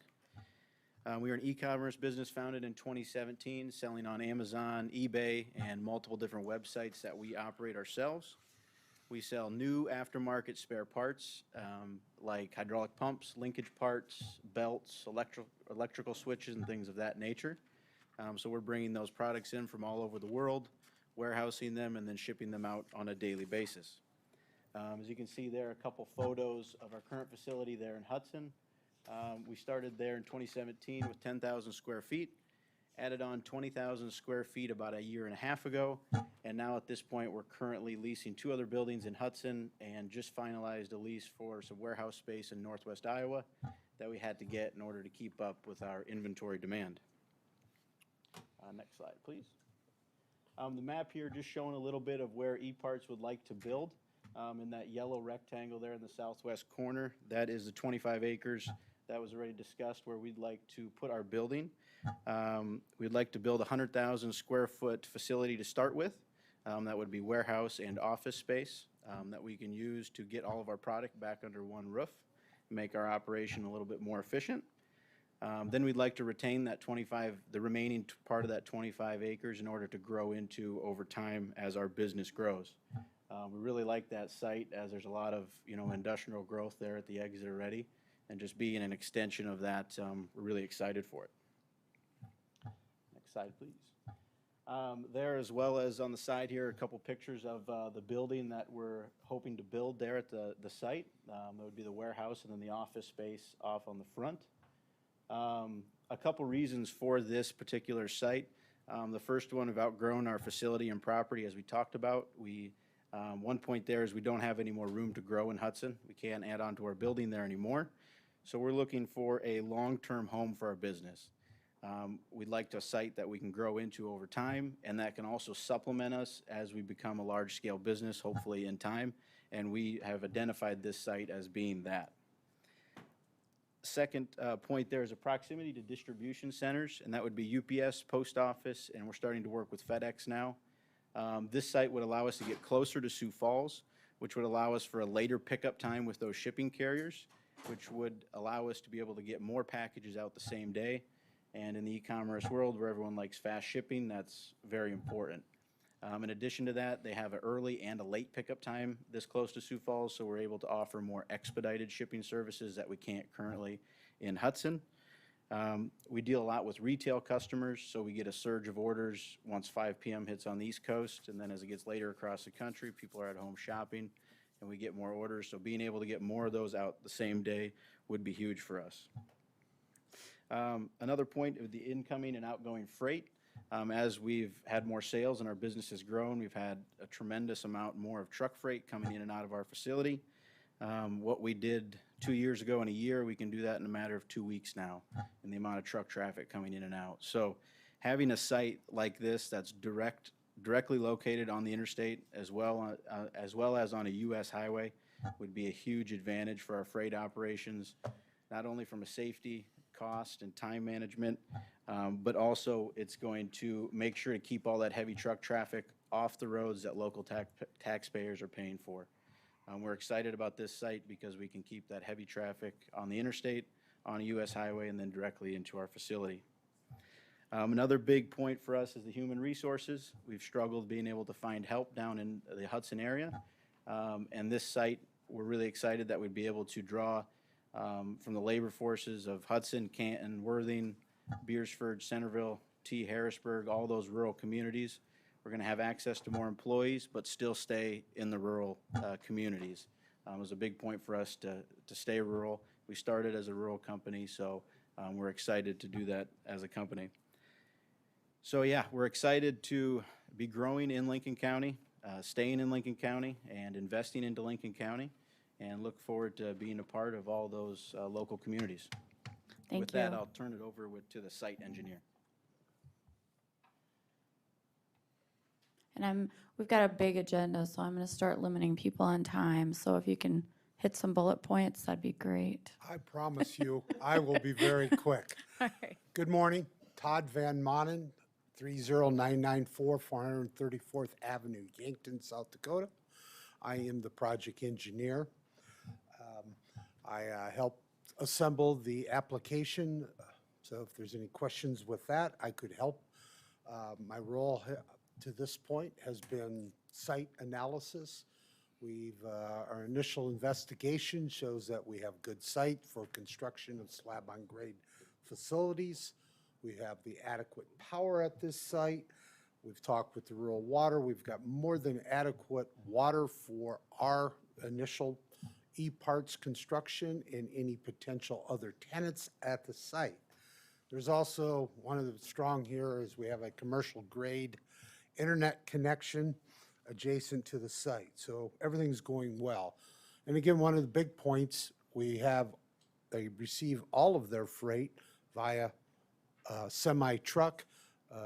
This way we can come right off the interstate, right onto the new Highway 18 and avoid, any potential damage to the road. We always hear concerns about roads with new expansions, and this site really works well. We have been in discussions with the DOT about getting access directly off Highway 18, and we will continue those discussions. We have also talked with the township to say that we would minimize any use of 471. One of the main challenges we have on the site is drainage and just getting the water off of the site. If you can see on this map, it's kind of hard to tell, but this is a site, the site is self-contained. We really have no water entering the site from anyone else, maybe just a little bit leaks in from the north. And so we're controlling in destiny of our own water on the site. The ordinance requires that we do stormwater management, similar to what anything else would be happening in the municipality, city of Sioux Falls. We would retain our water.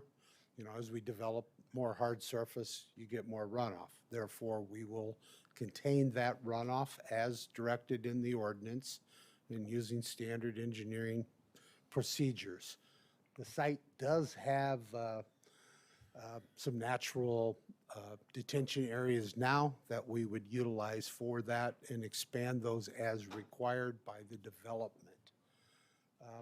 And again, this particular site, if you look at it or on your sheets, it's split. Some of it goes over to Snake Creek and the rest goes to the west. About a third of our property would migrate to the west. All of this area is very flat, and so there's no rapid runoff of water, which is a benefit.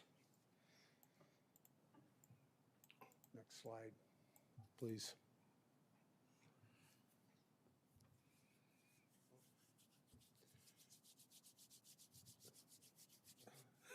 No, this one here. And again, I guess what I have here to keep moving is the topography map of our actual site.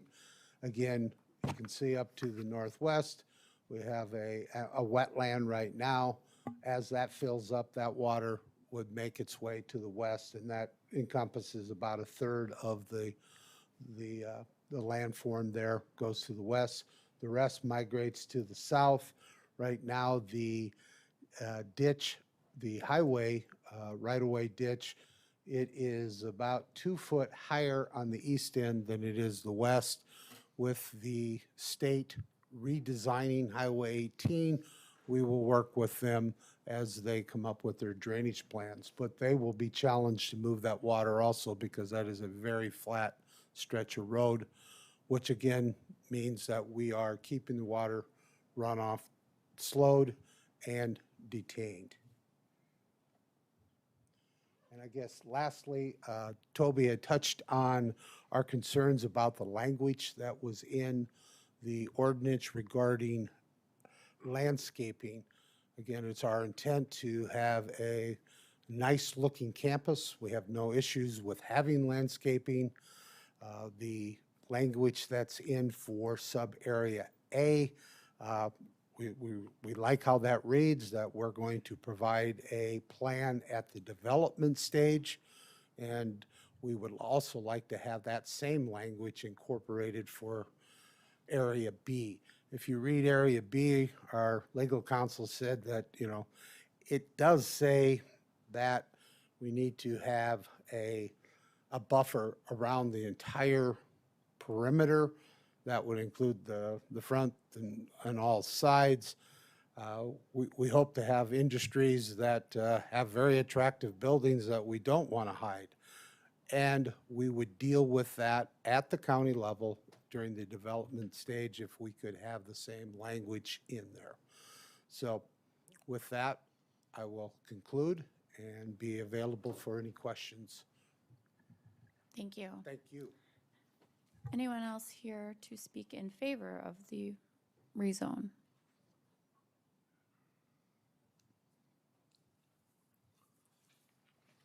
Jesse Fonkert, 610 Part T Drive, Hartford, South Dakota, President and CEO of the Sioux Growth Alliance. Toby, can you get my 20-slide deck up? I'm just kidding. Here to speak just briefly on in support of this. We see a lot of future development looking at being interested in the Highway 18 corridor as that is expanded to a 4-lane highway. It will be a thorough major economic development catalyst for this region. I think this is a really good first step forward. Thank you. Thank you. Anyone else here to speak in favor? Come on up. Sandy Lundstrom. I live at 215 West 4th Street here in Canton, and I am the mayor of the city of Canton. 2 weeks ago, the gentleman came and presented their proposal to us so we would know what was going on in the corridor, the Highway 18 corridor. And last night at our city commission meeting, they voted unanimously to support in favor of the rezoning. Thank you. Thank you. Anyone else here to speak in favor? Scott DeWitt, 301 South Cherry Street, Worthing, South Dakota, chairperson of Planning and Zoning of Worthing. And as I've already been quoted on one of the slides, we have met with their group several times and have been we have nothing but good to say about them.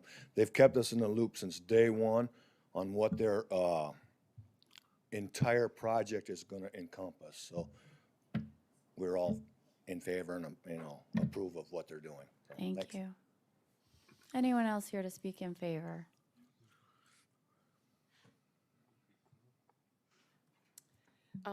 Betty Otten, 46787 273rd Street T. I'm here just as a taxpayer, and I'm not involved or financially or otherwise in this project. I did give, I am a proponent because this type of economic business climate fits perfectly into our zoning regulations per Toby and his team at the Planning and Zoning meeting. I brought and distributed a copy of the Sioux Falls Business Jody Swan article from June 15th about this development in case you haven't read it. So thank you for your favorable consideration. Thank you. Anyone else here to speak in favor?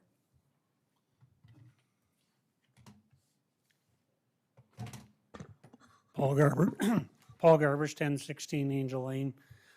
As a business owner of Countryside Convenience, been there since 1999. I have talked to the other businesses myself that were listed up there, and just want you to know there's a unified feeling to get this thing developed, and what better place to put it. Also been involved with conversations of some of the commissioners and listening to today of trying to find money to do other projects. I think this is a great start. And also that I would like for you to think about is Brandon being the younger generation. We need a lot more younger generation to step up and decide that they're going to make this world a better world when a lot of things ain't very good right now. Thanks. Thank you. Anyone else here to speak in favor? Okay, is there anyone? Madam Chair, I do have a letter that we agreed to read. Oh, go ahead. Okay. So this is from David Gillespie, 1125 East Elder Street. Dear County Commissioners, I'm writing this letter in support of e-parts, e-commerce, and support of the rezone from A1 Agricultural District to the PD Plan Development District I-29 Ag Industrial Park. I also support approving the preliminary plan of the I-29 Ag and Industrial Park. After serving 12 years on the Lincoln County Commission from 2009 to 2021, I thought and supported business expansion along the I-29 corridor or near the area. I feel the company is in good standing with its neighbors past and present. I hope if approved by the Department of Transportation, entrance can be gained to the industrial park off US 18 and for other ag-related businesses that could follow with this business in the park. In closing, I feel this business will be thoughtful and considerate for the future to the current infrastructure in the area in Lincoln County. Thank you. Anyone here to speak against or in opposition to the rezone?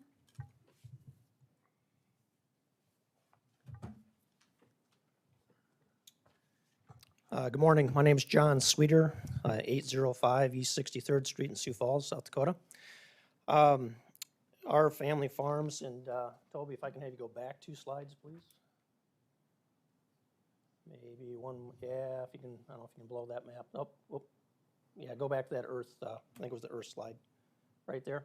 Again, you can't really see it very well, but I do appreciate their engineer for pointing out that this land is nearly flat, and that your goal is to have as much water get off of your parking lots as quick as possible. You're exactly correct, because all that water's gonna migrate south, and since this land is flat, it has no place to drain, so it backs up on our land. So we do agree, it's a beautiful site, you've got a beautiful building. I have no problem with your building, with your plan. We did have a couple of us had an opportunity to meet with Brandon and Don about a week ago. We had an open conversation about water drainage, and I know you've got your engineered storm retention ponds and your drainage retention and storm water management. And what that simply means that it's going to be stored on your property until it continually runs south onto our property and backs up. And we just have no place to go with it.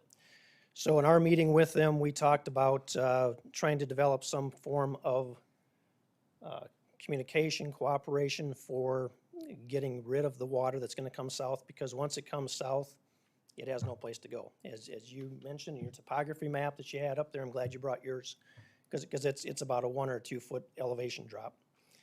So when that water leaves that 160 acre parcel, and it will leave that parcel because it's now in parking lots and roadways and ditches, it's going to go no place, and it's going to stall immediately south. We have lost probably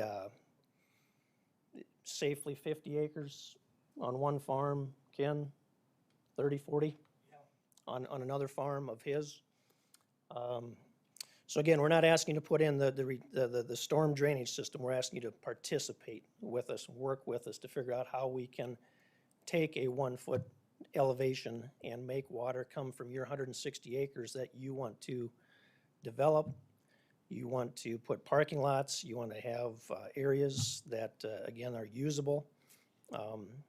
And I can respect that. It's a beautiful site. You've got a Taj Mahal building. And I just pray that everything else looks like that building and not the Lennox exit where we have the camper graveyard. That eyesore, again, keep away from that. But again, you've got a great plan, you've done your due diligence, you've done your homework. It's just a drainage issue that we're gonna be dealing with, folks. And that's why, if we can work together, if you can put some type of requirement that there's some future drainage, because everything's coming south and it's got no place to go, and plain and simple. If I can convert our cattail growth into cannabis growth, I'll be a rich man. But until I can figure out how to raise cannabis in a cattail environment, sorry, guys, I have to be able to work with you instead of against you. But I'll support your project if we can figure out some way that we can work some drainage out. John, are you asking for some financial support? Well, in our meeting that we had, and again, our meeting was very casual. We met, was it a week ago today, I think? And it was really three of us. On this side, we had Paul Garbers, Ken Sweeter, myself, Brandon, and Don. And we just had a very casual meeting. We just explained our concerns, and nobody left with a black eye. Nobody had a flat tire when they left, but we shook hands and agreed that we were going to disagree. That we felt the need to have some communication and some cooperation for some type of drainage compensation. And I think it was probably put that, I guess as a farmer, you have to clean your ditches out. And that's kind of how I took it. Is that correct or incorrect? That's I think the final statement. So, but and I can respect that, but again, there's only so much money to go through the ditches, and when you start looking at this from their property where it has to go back over to the interstate, you're going to end up with about 2.5 miles of ditching, and unfortunately about 1.5 mile and 3/4 of that, maybe almost 2 miles, goes through a combination of our family land and Ken Sweeter's land as well. So so it's just a big area, and again, you can dig a 6-foot deep ditch with a 1-foot elevation drop. It's going to flow at the speed of lightning. You know, it's just going to be just crawling along there, folks. So that's our situation. We have to figure out some way to get the water from that project through and out. And if we can work together on some type of a system, again, it's a beautiful site you have, and I think it'd be a good thing for the community. Aesthetically, as long as you don't bring a camp or graveyard in like the Lennox exit in your facility that you have planned, gorgeous. Not a problem with that. It's just if we can have some communication and figure out how to do some drainage, moving the water from that project.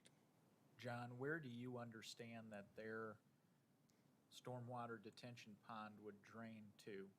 Like, well, the on that map stormwater, where the water's like gonna go. like their engineer said, 1/3 of it is going to run potentially to the west, and 2/3 of it's going to run to the south. Well, as it runs south, it all migrates south through part of Galen Shuffleman's property, goes on to a farm that's recently sold to a Broughton family.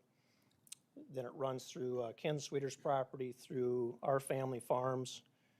It comes down Old 77, which I guess is now, I don't even know what it's called, 117, I guess I still call it Old 77. Comes down Old 77, and then it has to go all the way through and run back to the west to the interstate system and to what we locally call Sievert's Slough.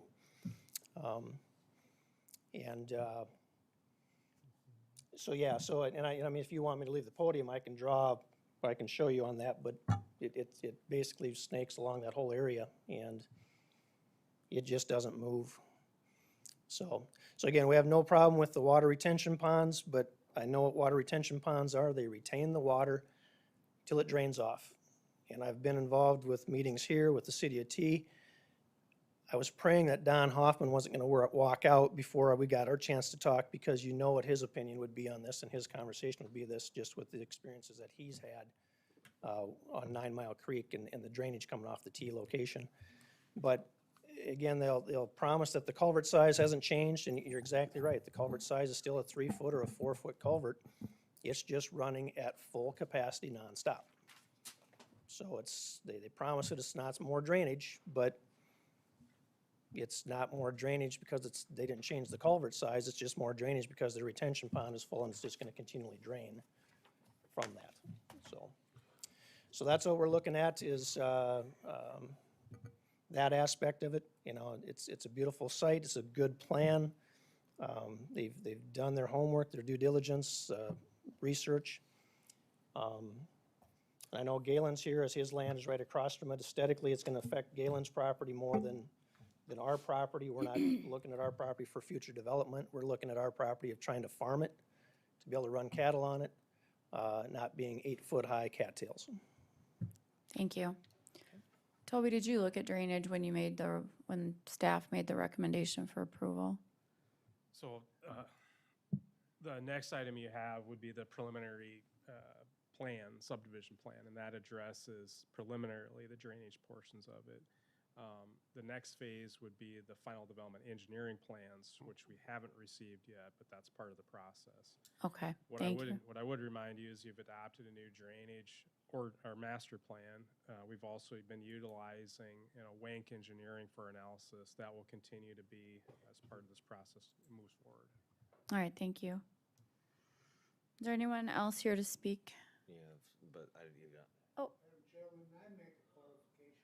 You may, but we need to get moving on things. I appreciate the gentleman's concern about drainage. That's what I do every day, is talk about drainage. Again, you look at what's happening regionally.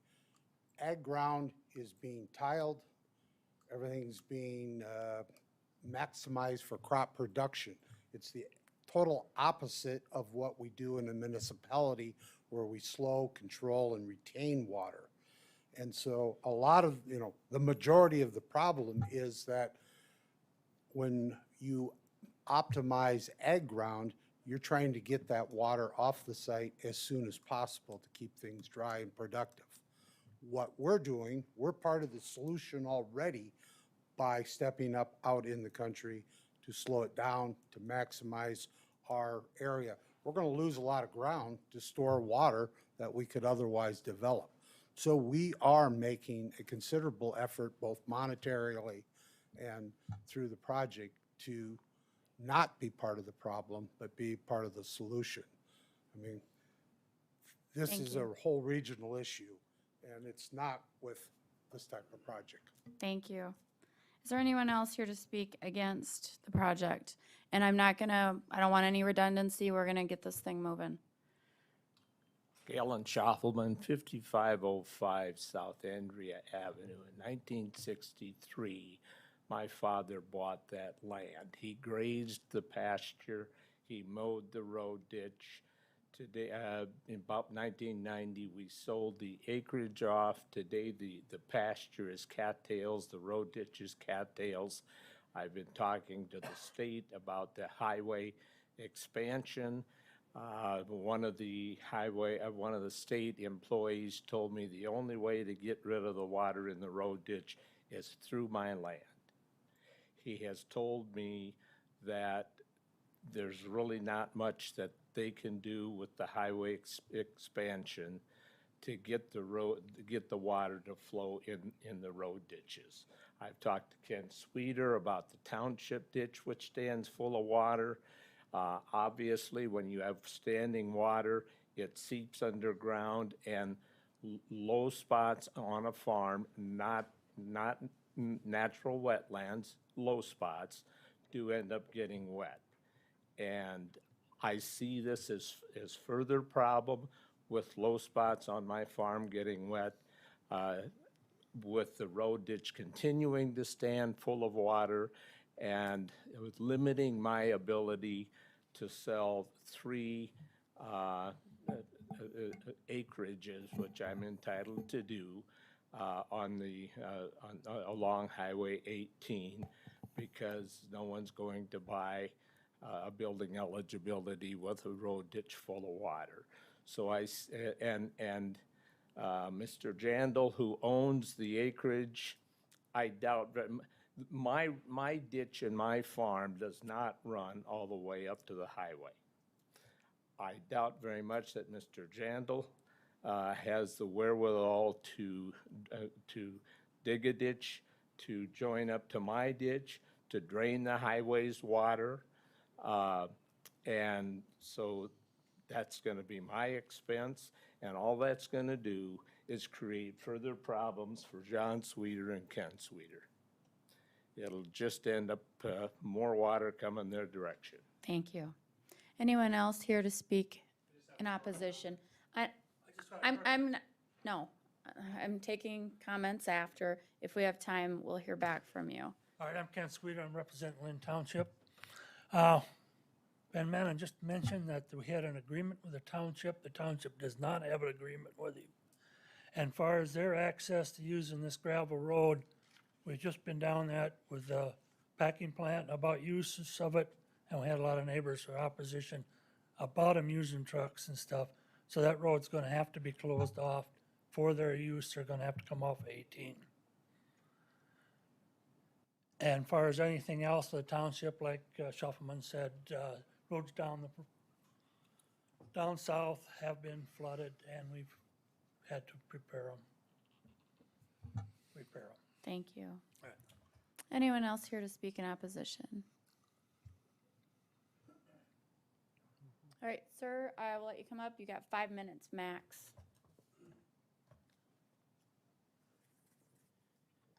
Don Nelson, just one short comment. One of the issues, ideas that we spoke with John Sweeter about the other day was he asked about putting together a plan and that they'd been working on it, but they don't have a plan put together. The comment that I want to make is that they have not cleaned out their ditches for years, and so I'm sure they are experiencing more and more water. But I don't believe that we should be held responsible for someone's lack of maintenance over the years, simply put. Thank you. I'm gonna go ahead and consider a motion.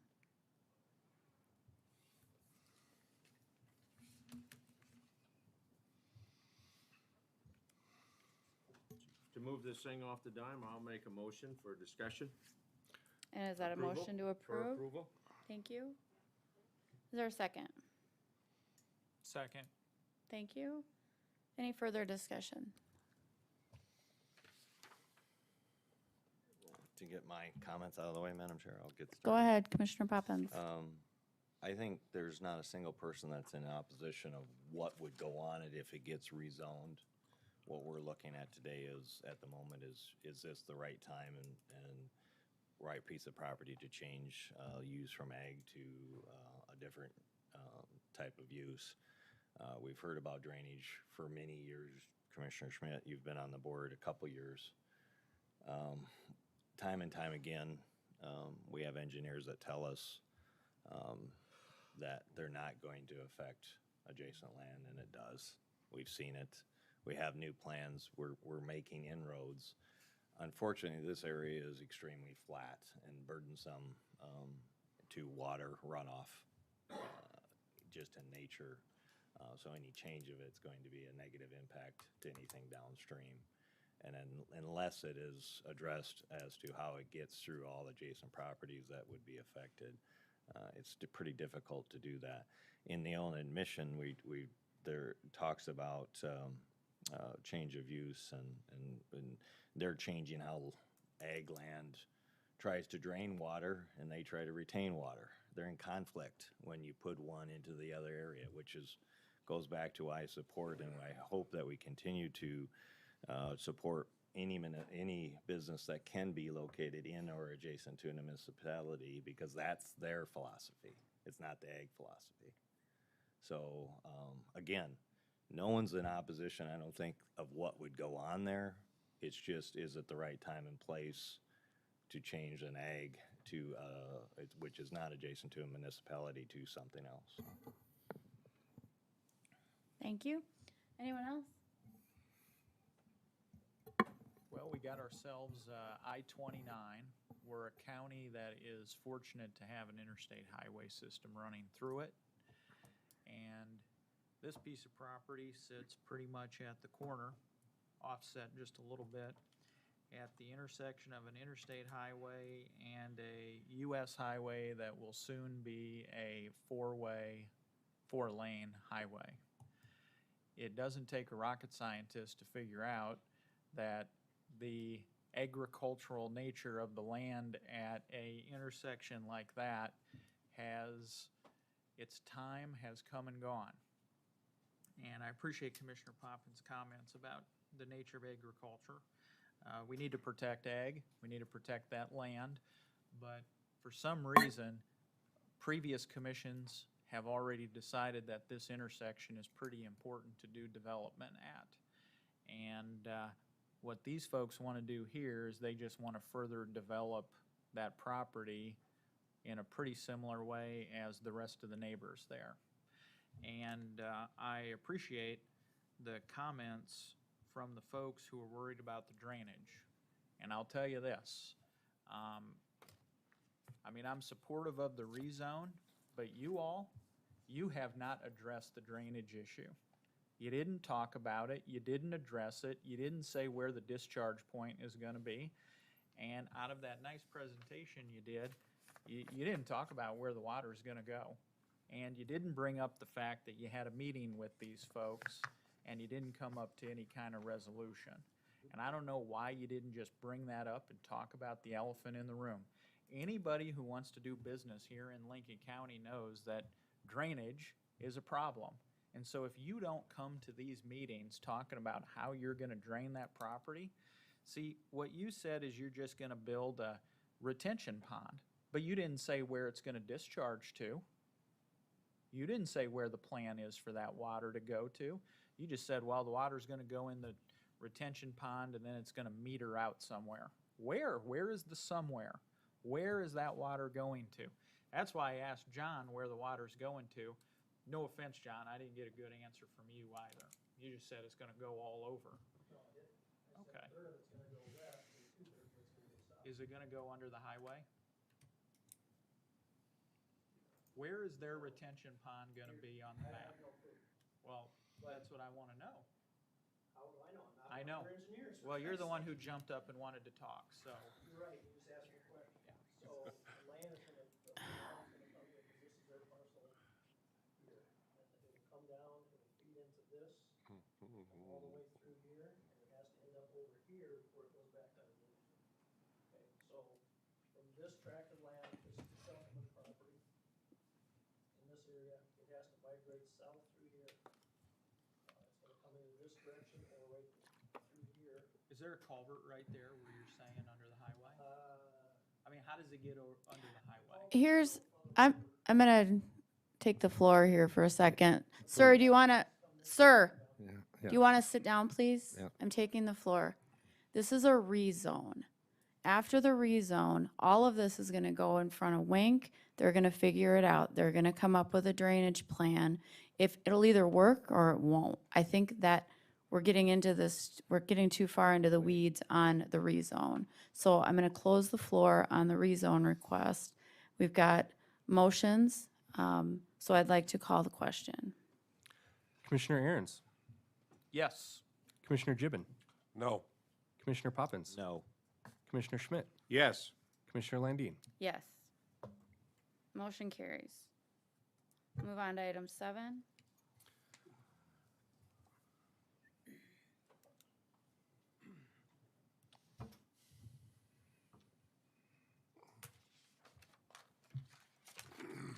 So this, I'll be brief. This next item is a corresponding item to the application for the rezone. This is the preliminary subdivision plan. So this will show, and I'll let the applicant's representative go in more in detail. This shows the preliminary subdivision requirements, the drainage, grading, all of those items. What I will remind you is that, so this, you will approve or not approve this preliminary subdivision plan today as conditioned. If there's things that you would want staff to work with adjoining property owners to facilitate approval of this, we can certainly work on that. So this is just going to show primarily, though, a preliminary drainage plan. The next phase per the ordinances is that they have to come up with a drainage plan. The drainage plan will be reviewed by staff and our consultants to make sure that it meets the standards that have been adopted by the county. In addition, you've adopted a master drainage plan which incorporates additional standards and requirements for the approval of this. But I would recommend, based on some of the conversation that we've had today, that you just would require staff to work with adjacent property owners and the applicant to ensure that there is no unreasonable negative impacts on surrounding property owners. With that, I'll let the applicant talk more about the proposal. Thank you. Would the applicant come up, please? And Toby, just to make sure, there has been no drainage proposal submitted as of right now. They've submitted what's required as a preliminary plan. A full drainage plan is not required until this plan has been approved. Thank you. Correct. Go ahead, sir. Don Nelson, 6513 South Jeffrey Avenue.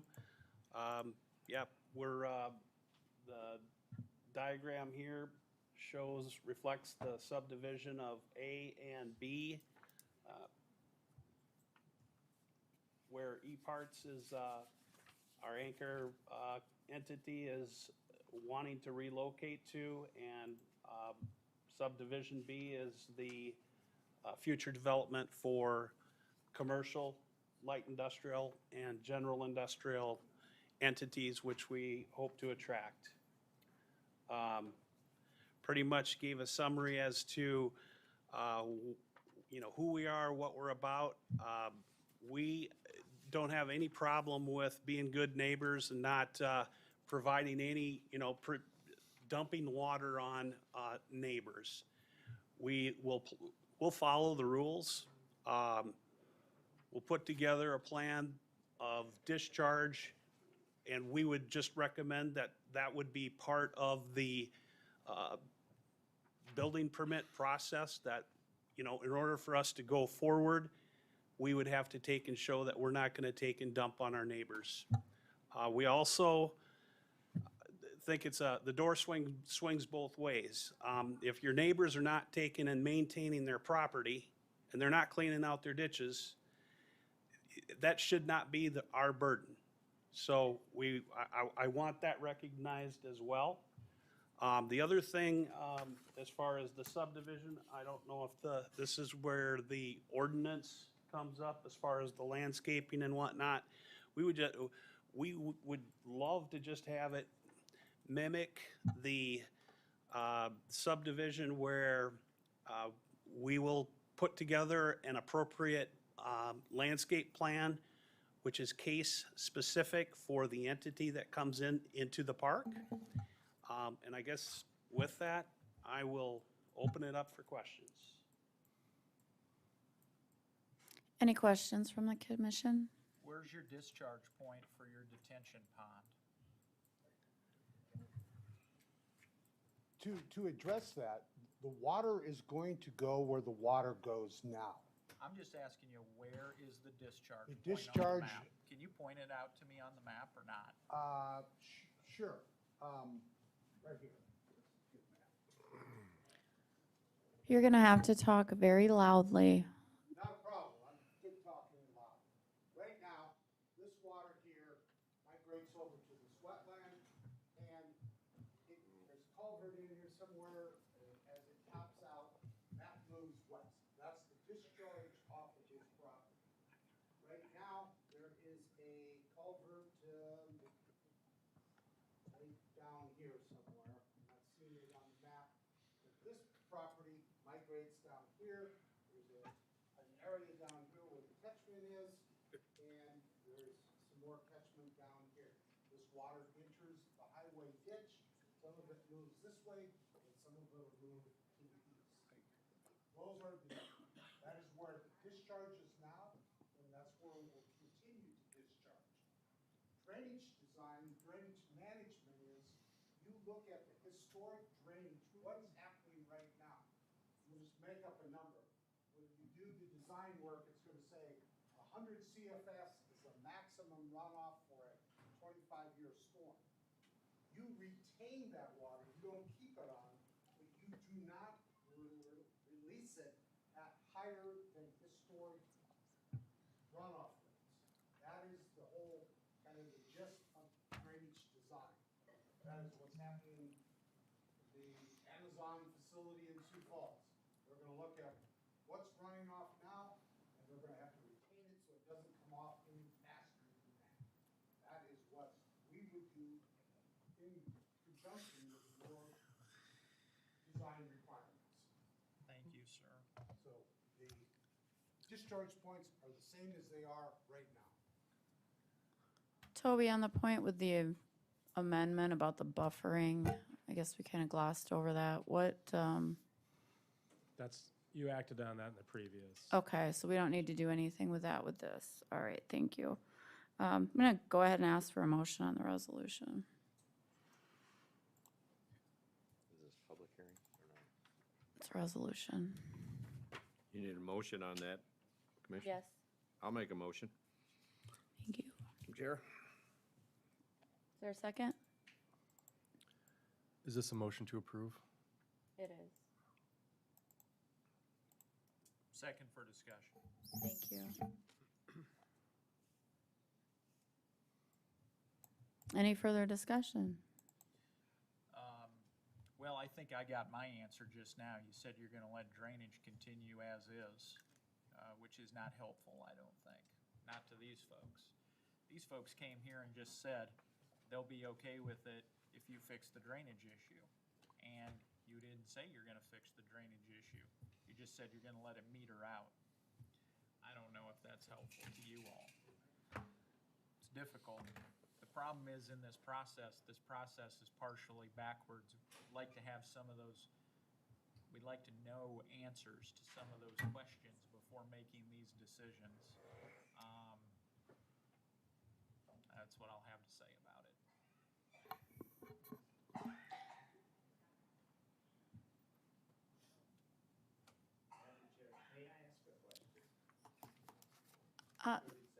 Sir, the floor's been closed. I'm sorry. What is your question, sir? You'll have to come up to the mic. Alan Schoffelman, 5505 South Andrea Avenue. Right now, we're talking about how they're going to drain their diversion pond. My question is, how are they going to deal with the, my understanding is they're buying the whole 160 acres. How are they going to deal with the currently capped artesian well on the property that the State Highway Department assumes is flowing underneath the highway? Thank you, sir. Toby, again, this is something that Wank would be looking at. So if you allow me an opportunity, maybe throw an idea out, I guess. I would love that. So I agree with what Commissioner Aaron says. This process is backwards. The final plans get approved at the later stage. There's a reason for that is we don't want to, at the time that they're rezoning it, to spend a bunch of money on engineering. But on the flip side of it, we know we have issues. So I think what I would recommend is that we bring the final development plans back for review and approval by you with my recommendation and Wank's recommendation. That sounds fantastic. And then we'll have a public hearing on that. We'll allow the neighbors to view it and to be a part of the approval process of it. Yeah, there's no reason people can't be good neighbors, and there's no reason this has to be confrontational, and there's also no good reason that we shouldn't have good answers to these questions during these public hearings. I make a motion that we do what Toby said. I'll second that motion if you're taking a second, Madam Chair. I am. Point of order, you have two motions. What? You have two motions on the floor. You have a motion on the floor, we have to withdraw. All right, I'll withdraw my motion. the first motion. Yes. Do you withdraw your second then, Aaron's? And then Commissioner Aaron's, do you withdraw your second? I withdraw it. Thank you. And so the motion on the table currently is that we will approve the final plan as a public hearing. at a later date. We'll approve the preliminary plan conditioned on final development plans reviewed and presented for approval to the Board of Commissioners with staff recommendation. Question for staff. Go ahead. Mr. Golden, since this isn't our protocol, I don't know that we can do this. Tell me we can.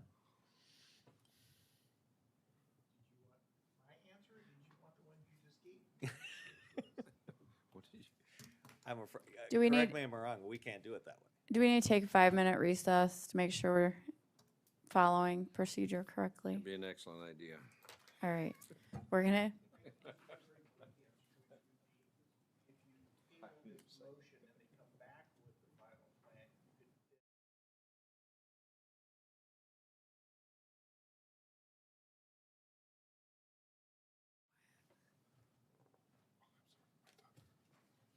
Somebody withdraws their second.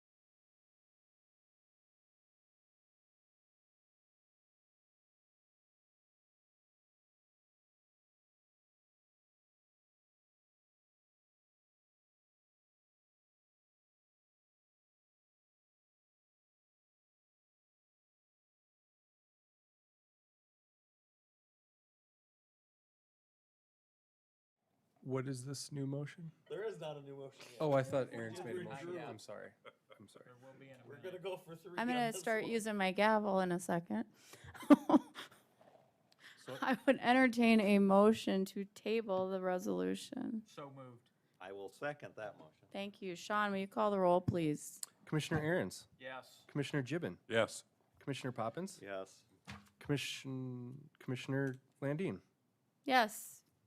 Motion carries. Item is tabled. Moving on to the second reading on item 8. This is the second reading and public hearing for an ordinance of Lincoln County titled Enacting the 2021 Flood Damage Protection Ordinance for Lincoln County and repealing the 2011 Floodplain Management Ordinance as amended.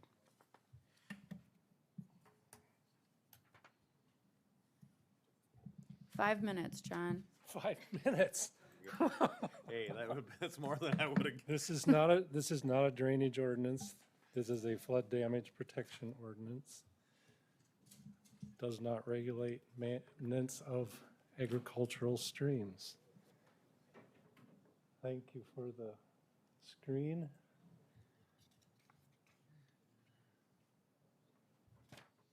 I'll just go through the whereas. There is damage in Lincoln County caused by flooding. Over the past 10 years, it's been excessive. Flood losses are caused by damage or by development. It is required that we enact a floodplain regulations that are appropriate to our risk and our mapping.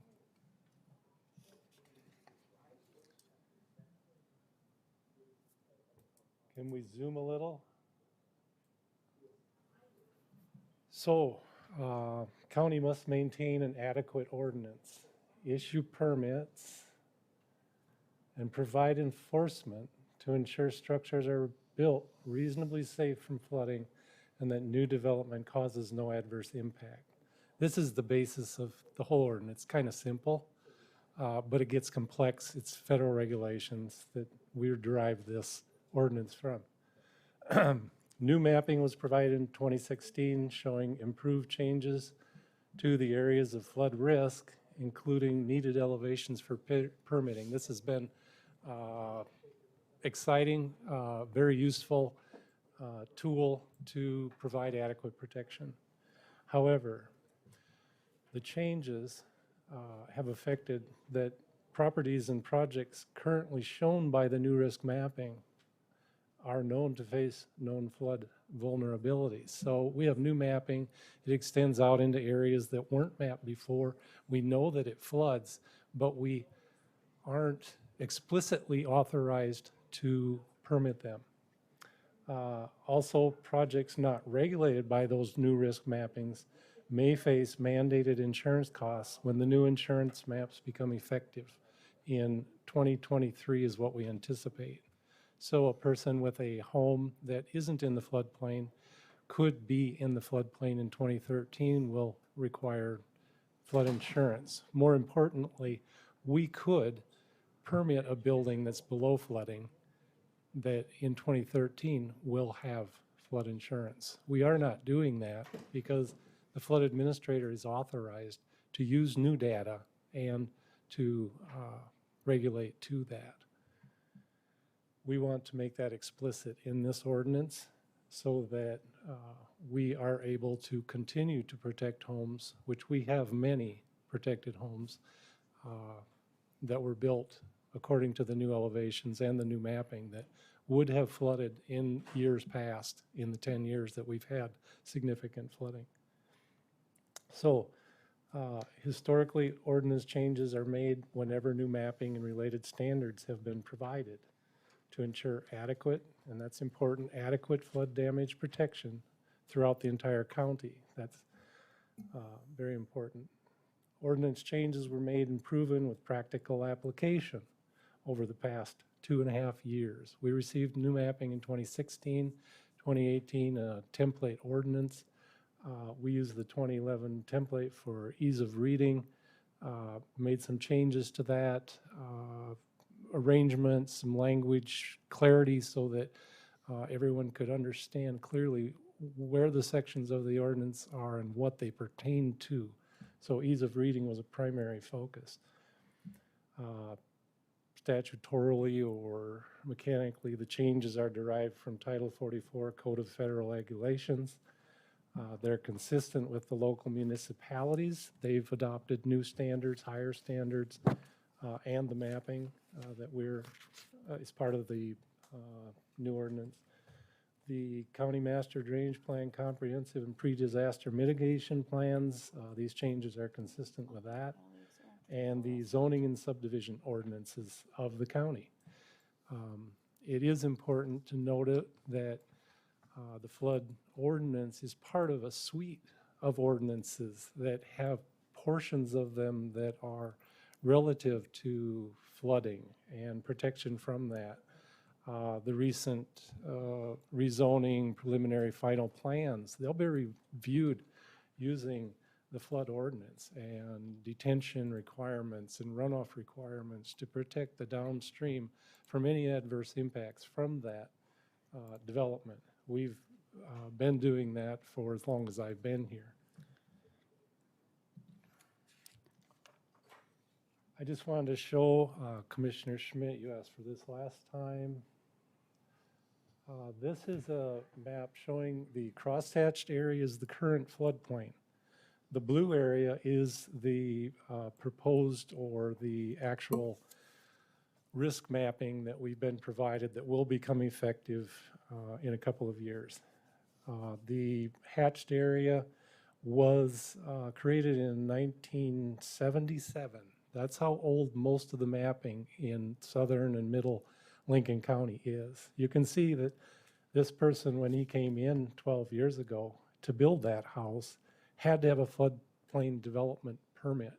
He was 12 feet above the creek.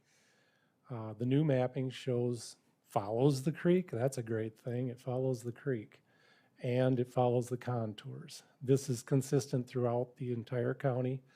We've validated with every application in the last 4 years with the applicants, does it flood like we're showing in the proposed areas? And they say yes. Very few disagree.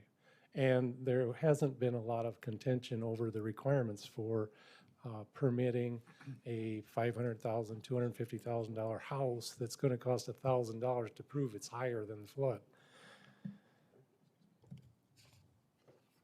John, go back to that once. Yeah. Pardon me. Are you saying that the floodplain has shrunk or is it expanded? It does both. In this case, it moves. The entire north. Politician. Yeah, it goes both ways. But I mean, okay, so is that on that particular slide? There's a solid blue and there is the line with the horizontal line. So which is it today? The hatched. Which is what? Point to it. With the lines. On the thing. So can on I the press video this thing camera at there, it? put your finger on what the new and the Oh, old I'm is. sorry. Yeah, of course. This Just here, today. this is today. Now, what has made that, you know, you said. I Made don't- this, Yeah, there it was before. Yeah. Which was content, it was followed the lines. Now, all of a sudden, how did that get expanded to his front doorstep? it didn't get expanded. As you see, it's still similar to this shape, but it's moved over and it follows the stream. So we collected in 2008 elevation information for the entire county. Every square meter has an elevation to it. The FEMA contractor engineer ran modeling over that, and it's two-dimensional modeling. So now that follows the contours, the actual ground. So what we're facing here is that the change to new mapping is not worse, it's better. It follows the contours, it follows the elevations. It protects with actual floodplain delineations.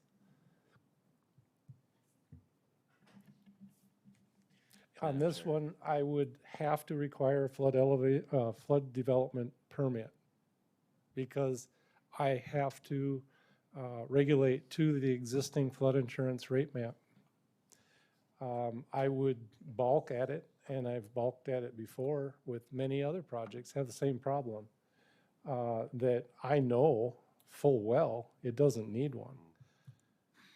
So one aspect of this ordinance change is we're going to use accurate data. Of course, even with the ordinance change, since we won't have an effective insurance map change, I'll still be using it. But I can be authorized to use the risk data. It's very complex. This is the third iteration that we've had in 4 years of these floodplain insurance zones. The base data underneath it that they're basing the insurance zones on is good. It follows, the insurance zones start where 1 square mile of watershed becomes 1 foot deep, and that's where the insurance zones start. And this is the ordinance that's being recommended by FEMA, correct? Yes. Thank you. Any other questions for John by the commission? Apologize, yes. Go ahead. John, just for the record, for the audience and for the board, who is it that requires us? What's the penalty if we don't? And then the third comment, we've talked about things being backwards. What I find extremely backwards is a home can be placed into a floodplain or require mitigation, or not mitigation, but insurance when it's clearly out of it, and it's their responsibility to prove that they're not in it versus the FEMA agency, verifying that they are. So I just want to go on the record. I think of all the things that we've discussed backwards, that burden is put onto that resident or taxpayer, and I find that to be unacceptable behavior.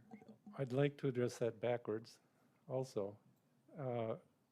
On this one, the removal of a property from floodplain has gotten much more efficient over the last 20 years. It's now done online. This home itself would be able to, no charge, ask to be removed out as shown and submit that in, and there wouldn't have to be a surveyor involved. Other properties would have to have a surveyor survey that to prove it. It works backwards and forwards. The insurance versus the risk is always a tangle. The insurance enforces it, the risk informs us. But I have a couple more and several that I'm going to breeze through if I could. If you would just address who again for the record, Yes. and what the penalty is if we didn't adhere to it. So if we do not participate in the program, then there will not be flood insurance available in Lincoln County. And you're saying, John, because the hatch marks don't go over that guy's house, he cannot, he's good, he's covered, he doesn't have to participate in it then? Or what? So it would be mandatory from the bank, but he could send in a request to have it removed from the mandatory insurance, and any premiums paid would be refunded. Okay. Yeah. One aspect of the whole thing is the mapping, the insurance. It's catch-22, goes back and forth. It's circular, you can't circumvent it. If you don't follow it, you lose the insurance for the county. We have a very good handle on it. We've had 2 certified floodplain managers work on this ordinance. I've got 20 years' experience with it. We've got good data coming down the line. It takes 5 years for these ordinances to be created, and then we get them and we're adopted. This is the best I've seen. It is. There's still quibbles from the engineering side because it's not that accurate. And really, it needs to be a flag, and it needs to follow contours, and it needs to follow the stream. And we can work with that.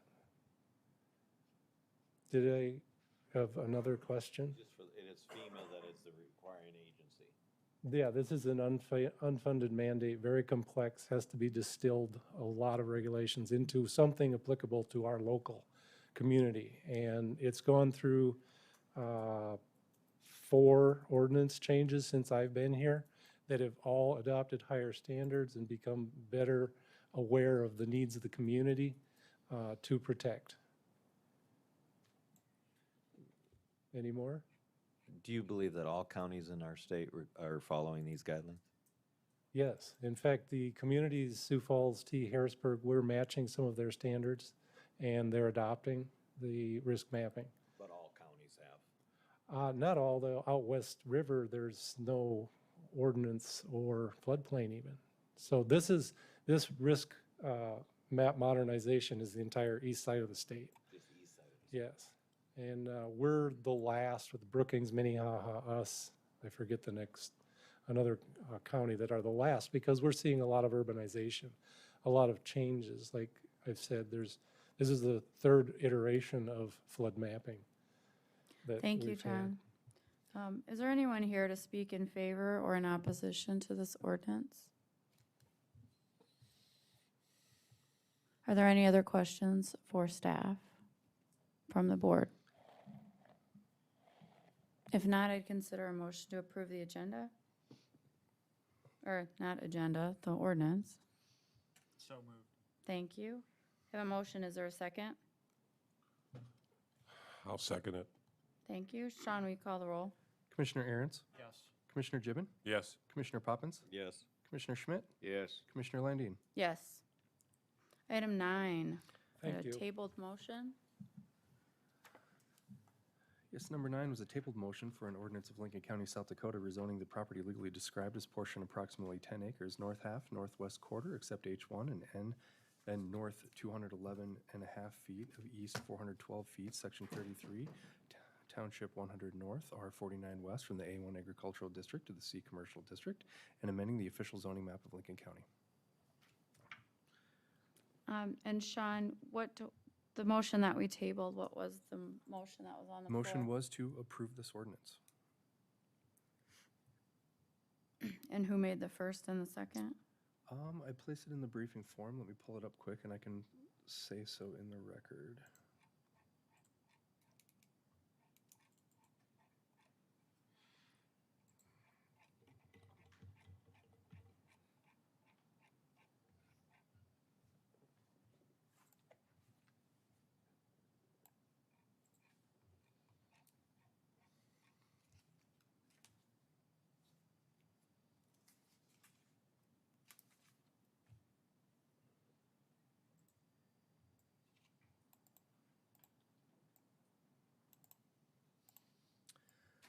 Motion by Poppins and second by Schmidt.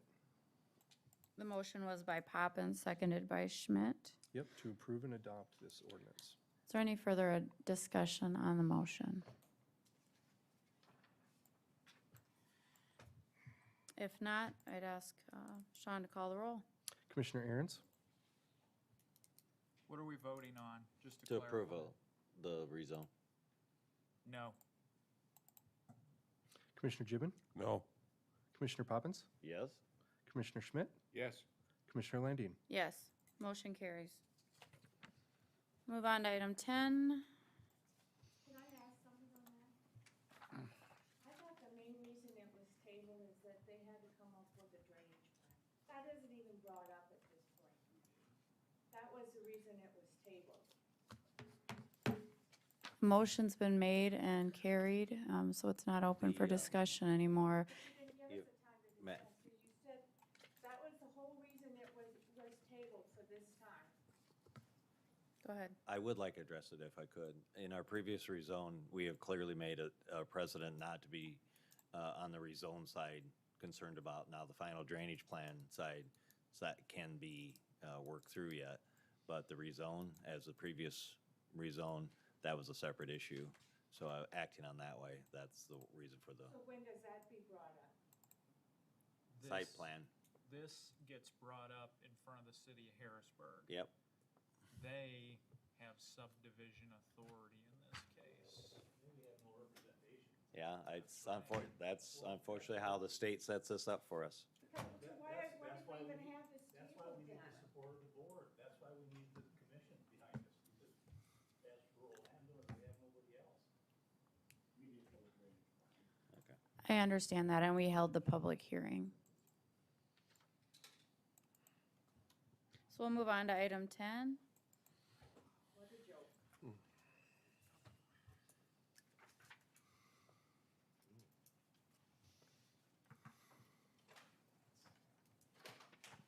Toby, are you handling that?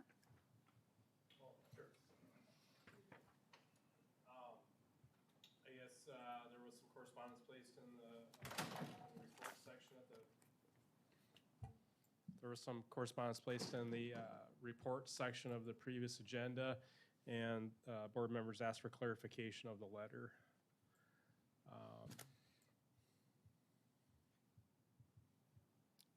And are you providing that clarification? So the letter that you received was from the South Dakota Department of Agricultural and Natural Resources, and that was in reference to the general permit that was approved by the DANR. The general permit was applied for and received prior to your approval of the conditional use permit. And essentially that letter says that they're allowed 2,000 head on the subject parcel. You approved an amended conditional use permit which limited it to 1,000. So you're gonna say, well, there's a conflict between the two. Well, there isn't. The truth is that they're only gonna have 1,000 head on there because that's from our land use zoning perspective on there. But they do have a general permit that allows them to have 2,000 head on that property. Thank you for that clarification. Item 11.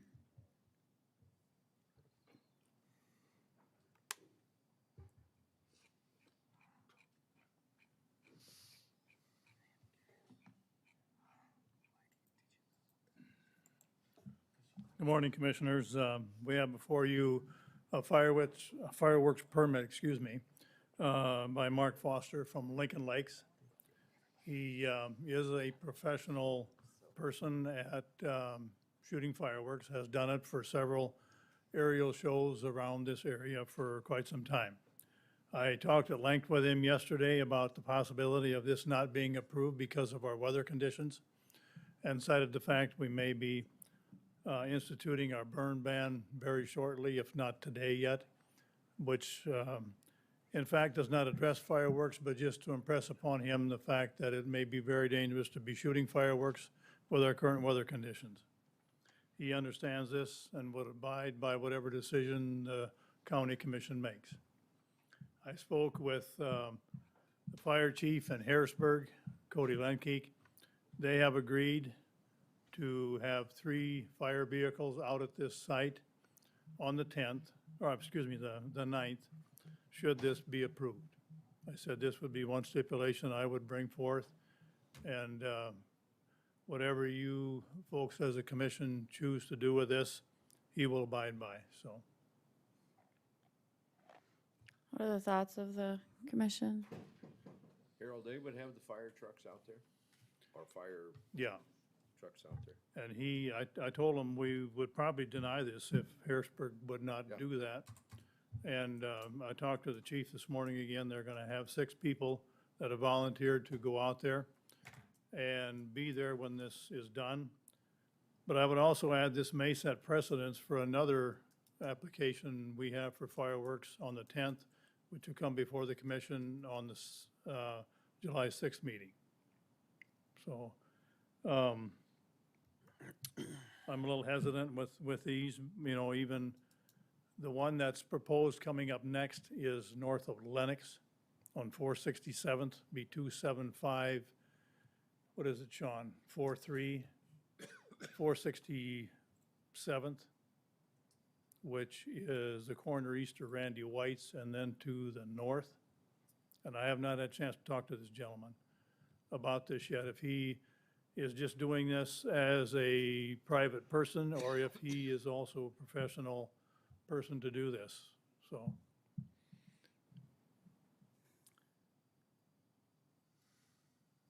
Does he have to know today, Harold? Mr. Foster would like to know pretty soon because he hasn't purchased his fireworks yet, and he won't should this be denied by the county commission. I asked him that question. I said, have you got a lot of money invested so far? And he said, no. He looks for some help from the Lincoln Lakes folks there, but he said most of it he spends out of his own pocket.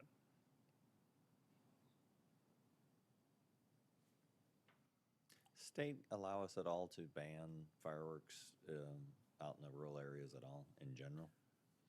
I don't know that they do. We as a county in our ordinance for burn ban do not. I think you have a copy of that in front of you. I'm And just how would curious if you? State gives the authority to do such thing. We're in an unprecedented drought situation. Right, and how would you police that or enforce it? It'd be a Well, nightmare. It's It'd easy be a to. nightmare, but it maybe Yeah. put people on record to, if they cause a fire even, or have damage, it'd even be more a burden on them.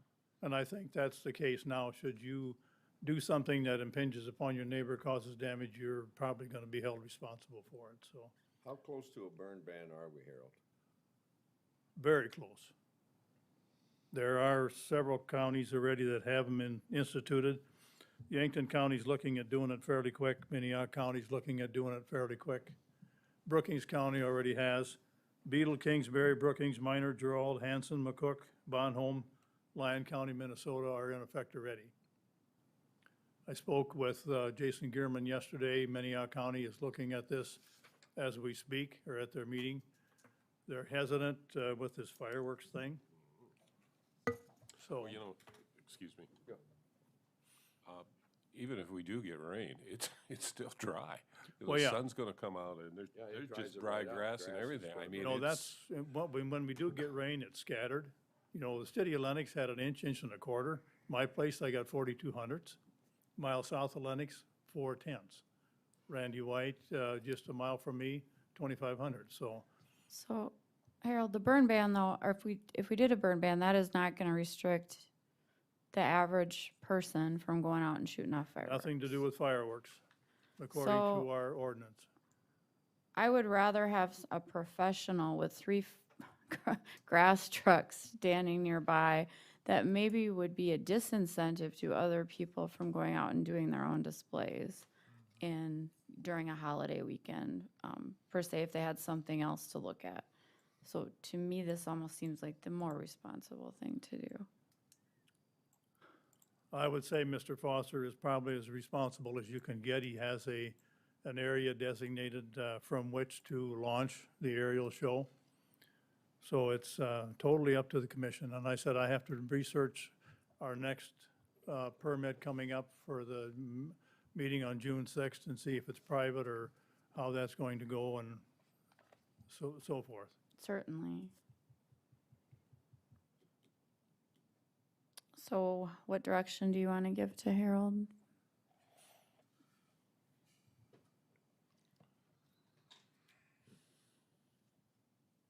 Have you heard from it? And T just shot off a nice show here over the Teapot Days. And Right, I went talked to over- Mayor Lawler again last evening before their meeting. T banned fireworks within the city limits, all of them. Harrisburg has done nothing yet. City of Canton is banning aerial fireworks. They can shoot ground. I think mayor's gone, yeah, right. But that's the way Canton is approaching this, So now we're gonna get pushed even more out in the rural areas. probably, and we don't have a good way to manage that. They do it anyhow. And, like I said, there's no way to police or enforce, not doing it in the country. We don't have enough law enforcement officers in the state to manage a county, let alone, How many township roads do we go down and there are just nothing but fireworks, just yeah, up and down the roads with all the debris and all the right. stuff they have left over? My take on Mr. Foster's application is, I would suggest not approving it. I would. And he will understand this. He may not like me, and he's been real good to work with in the conversations that we've had. And because if we're gonna impose a burn ban for outdoor or open fires, which by the way doesn't include our burn barrels unless the Weather Service institute a red flag warning or a very extreme fire danger. So you look Does through that that. include fire pits then too? No, fire pits are allowable as long as they're screened, covered. If Okay. you look through our ordinance, if it has a chimney or something like that, they're allowed. Burn barrels will be allowed if they have a 1/4-inch screen over them, so. So the fire chief who would have to respond to this, who would have to deal with this if this became a problem, is okay with it. He would have vehicles there, so, But he didn't say, Harold, I wouldn't do that if I were you. no, he didn't. He said, we'll do whatever we can to help them, but if it gets disapproved, he won't have an issue with it, the fire chief won't. And Mark would like to do it, but he said he understands should we deny the permit. So you fine folks get to make a decision.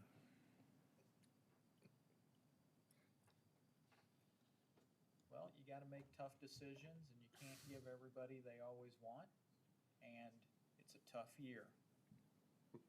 My phone will be the one ringing off the hook, so it's whatever you choose to do, I'll manage. And I think maybe, look, I would love to have these guys be able to do their fireworks. But it's a tough, and if the chief says he doesn't have a problem with it, he's the guy who's gotta deal with, he's gonna get the phone call, right? Right. And they'd be on scene no matter what. They're not gonna, Anyway. right, so, like I said, but it's a bad year for fireworks. Let's just put it that way. And we still got a couple weeks to go, We do. Yeah, with 100-degree heat. you know.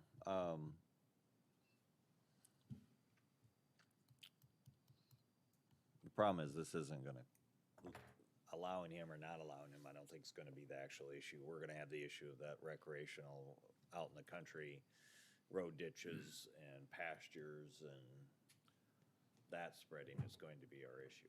All of the above, yeah. And we have no control over that, you're telling me. Not that I'm aware of, or how we would enforce or Wow. police something like that, so. Last year, after the 4th of July display in Lenox on the 4th, somebody had a bottle rocket get into a barn, and we burnt that down just southwest of Lenox. That was So- last year. Yeah. So, and it was, our roofs are dry, and no matter what you do, it's a dry situation. If it were my decision, I would say, let's deny this permit and possibly the one coming, the next meeting too, but it's up to you. Like I said, I'll be the one getting the phone calls and taking the heat, and we'll manage that. Commissioner Gibbon, how do you feel about it? I feel like we should deny. How about you, Commissioner Schmidt? Deny. Commissioner Poppins?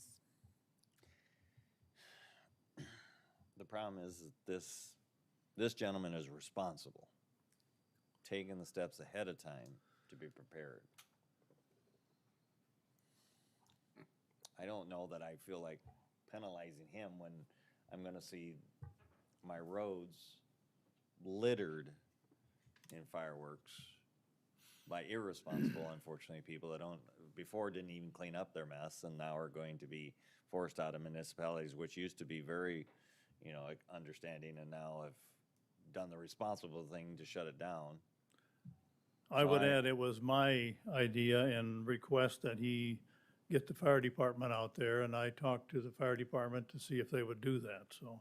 So at this point, I'm gonna trust this gentleman's judgment, because he has done it many years. I'm not gonna tell him that he should do it. I'm not gonna tell him he shouldn't do it. I'm just gonna say, I'm not gonna say that he can't do it. That's my feeling.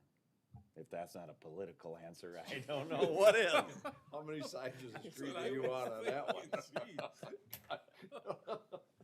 We got both sides of the fence covered, that plus the top, so. Commissioner Aaron's. Well, the fire chief didn't seem to have a problem with it, and he's the guy who would have to fix the problem if it became one. And so if the fire chief says it's okay, I don't have an issue with it. Maybe, maybe Mr. Foster needs to think long and hard about whether he wants to put everybody through that or not. Oh, if you should move for approval, I'm going to go to him with that same argument. Use your own judgment, and we'd prefer you didn't, but it was approved, so if you can make it work, and if you So, cause a Commissioner, disaster, we'll have or to deal with Madam that too. Chairman, it's up to you. That's fine if it's up to me. Is somebody making a motion, please? I would move to approve. Second. Thank you. Sean, will you call the roll, please? Commissioner Aaron's, Yes. Commissioner Gibbon, No. Commissioner Poppins. Yes. Commissioner Schmidt, No. Commissioner Landine. Yes, motion carries. And I would also appreciate if you would give him those cautions. He's got it, Yes. but he needs to be responsible about it. He is very responsible and understanding, and I'm still gonna put the ball in his court as to whether or not he wants to do it, citing our current weather conditions. Understandable. And I probably will enact the burn ban. I've talked to all of the fire chiefs in the county. They're saying we need to do this. We haven't had a big issue yet with open burning, but we don't want one. And we did have one incident south of our county highway shop where a piece of equipment going down the road started the ditch on fire in a few places and burnt a green bean field black, part of it, so. The It's, bean field is because yeah. of the corn stalks in it? It was a no-till, so the residue caught, burnt the beans black, so it's not a good fire situation at the point in time. Thank you, Harold. Thank you. Are you providing lunch since we're still here? I gotta leave. Well, while we're on the topic of the time, you have to leave at 12:15. Latest. That's very late. I should be leaving right now, in fact. What do we have left, Madam Chair, that could be tabled? Well, I think we could. I don't see our highway superintendent, so we could probably table items 19 and 20. We can table item 13. We can take care of Julia. Probably could take care of Julia quick. Why don't we try doing that? Hopefully I'm quick. Yes. Oh, I'm so, sorry. Go ahead with item 14, Julia. It's your new hire in the sheriff's office. Okay, which table items, Madam? We haven't. We have to act on We it. haven't tabled them Okay. yet. I haven't tabled it. I'm just gonna start jumping around. Okay, so- thank you. Okay, item 14, approve hire of Casey Nesmo as a full-time office assistant for the sheriff's office at 1851. So move. Okay, excuse me, we're on item 14? Yes. Okay. Is there a second for the new hire? Second. Thank you. Sean, will you call the roll? Commissioner Aaron's, He stepped out. thank you. Commissioner Gibbon, Yes. Commissioner Poppins, Yes. Commissioner Schmidt, Yes. Commissioner Landine. Yes. Next to hire, actually to promote Sarah Benz, full-time property technician to a full-time appraiser position at $21.79 per hour effective the 21st of June. So move.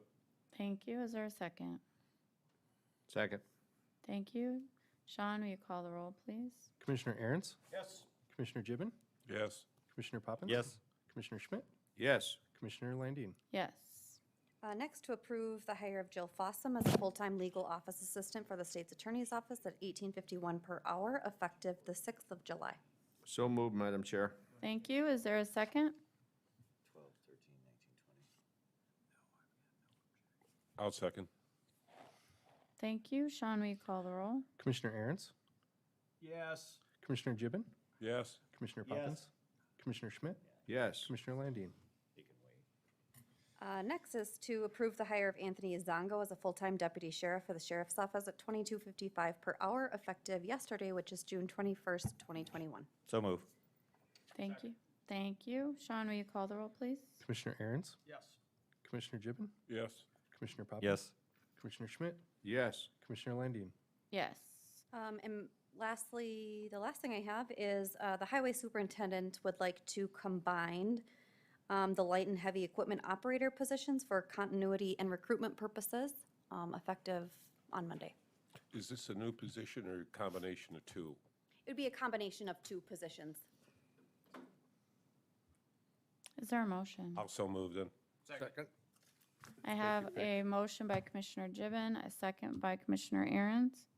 Sean, will you call the roll, please? Commissioner Aaron's, Yes. Commissioner Gibbon, Yes. Commissioner Poppins. Yes. Commissioner Schmidt, Yes. Commissioner Landine. Yes. Madam Chair, if you'd be willing, I'd offer a motion to table items 12, 13, 19, and 20 until next week's meeting. Second. All right. Sean, will you call the roll? Commissioner Aaron's, Yes. Commissioner Gibbon, Yes. Commissioner Poppins. Yes. Commissioner Schmidt, Yes. Commissioner Landine. Yes. Mr. Golden, can you take us to item 21? Yes. We have two county poor relief settlement requests at this point. There is, I'll just use their,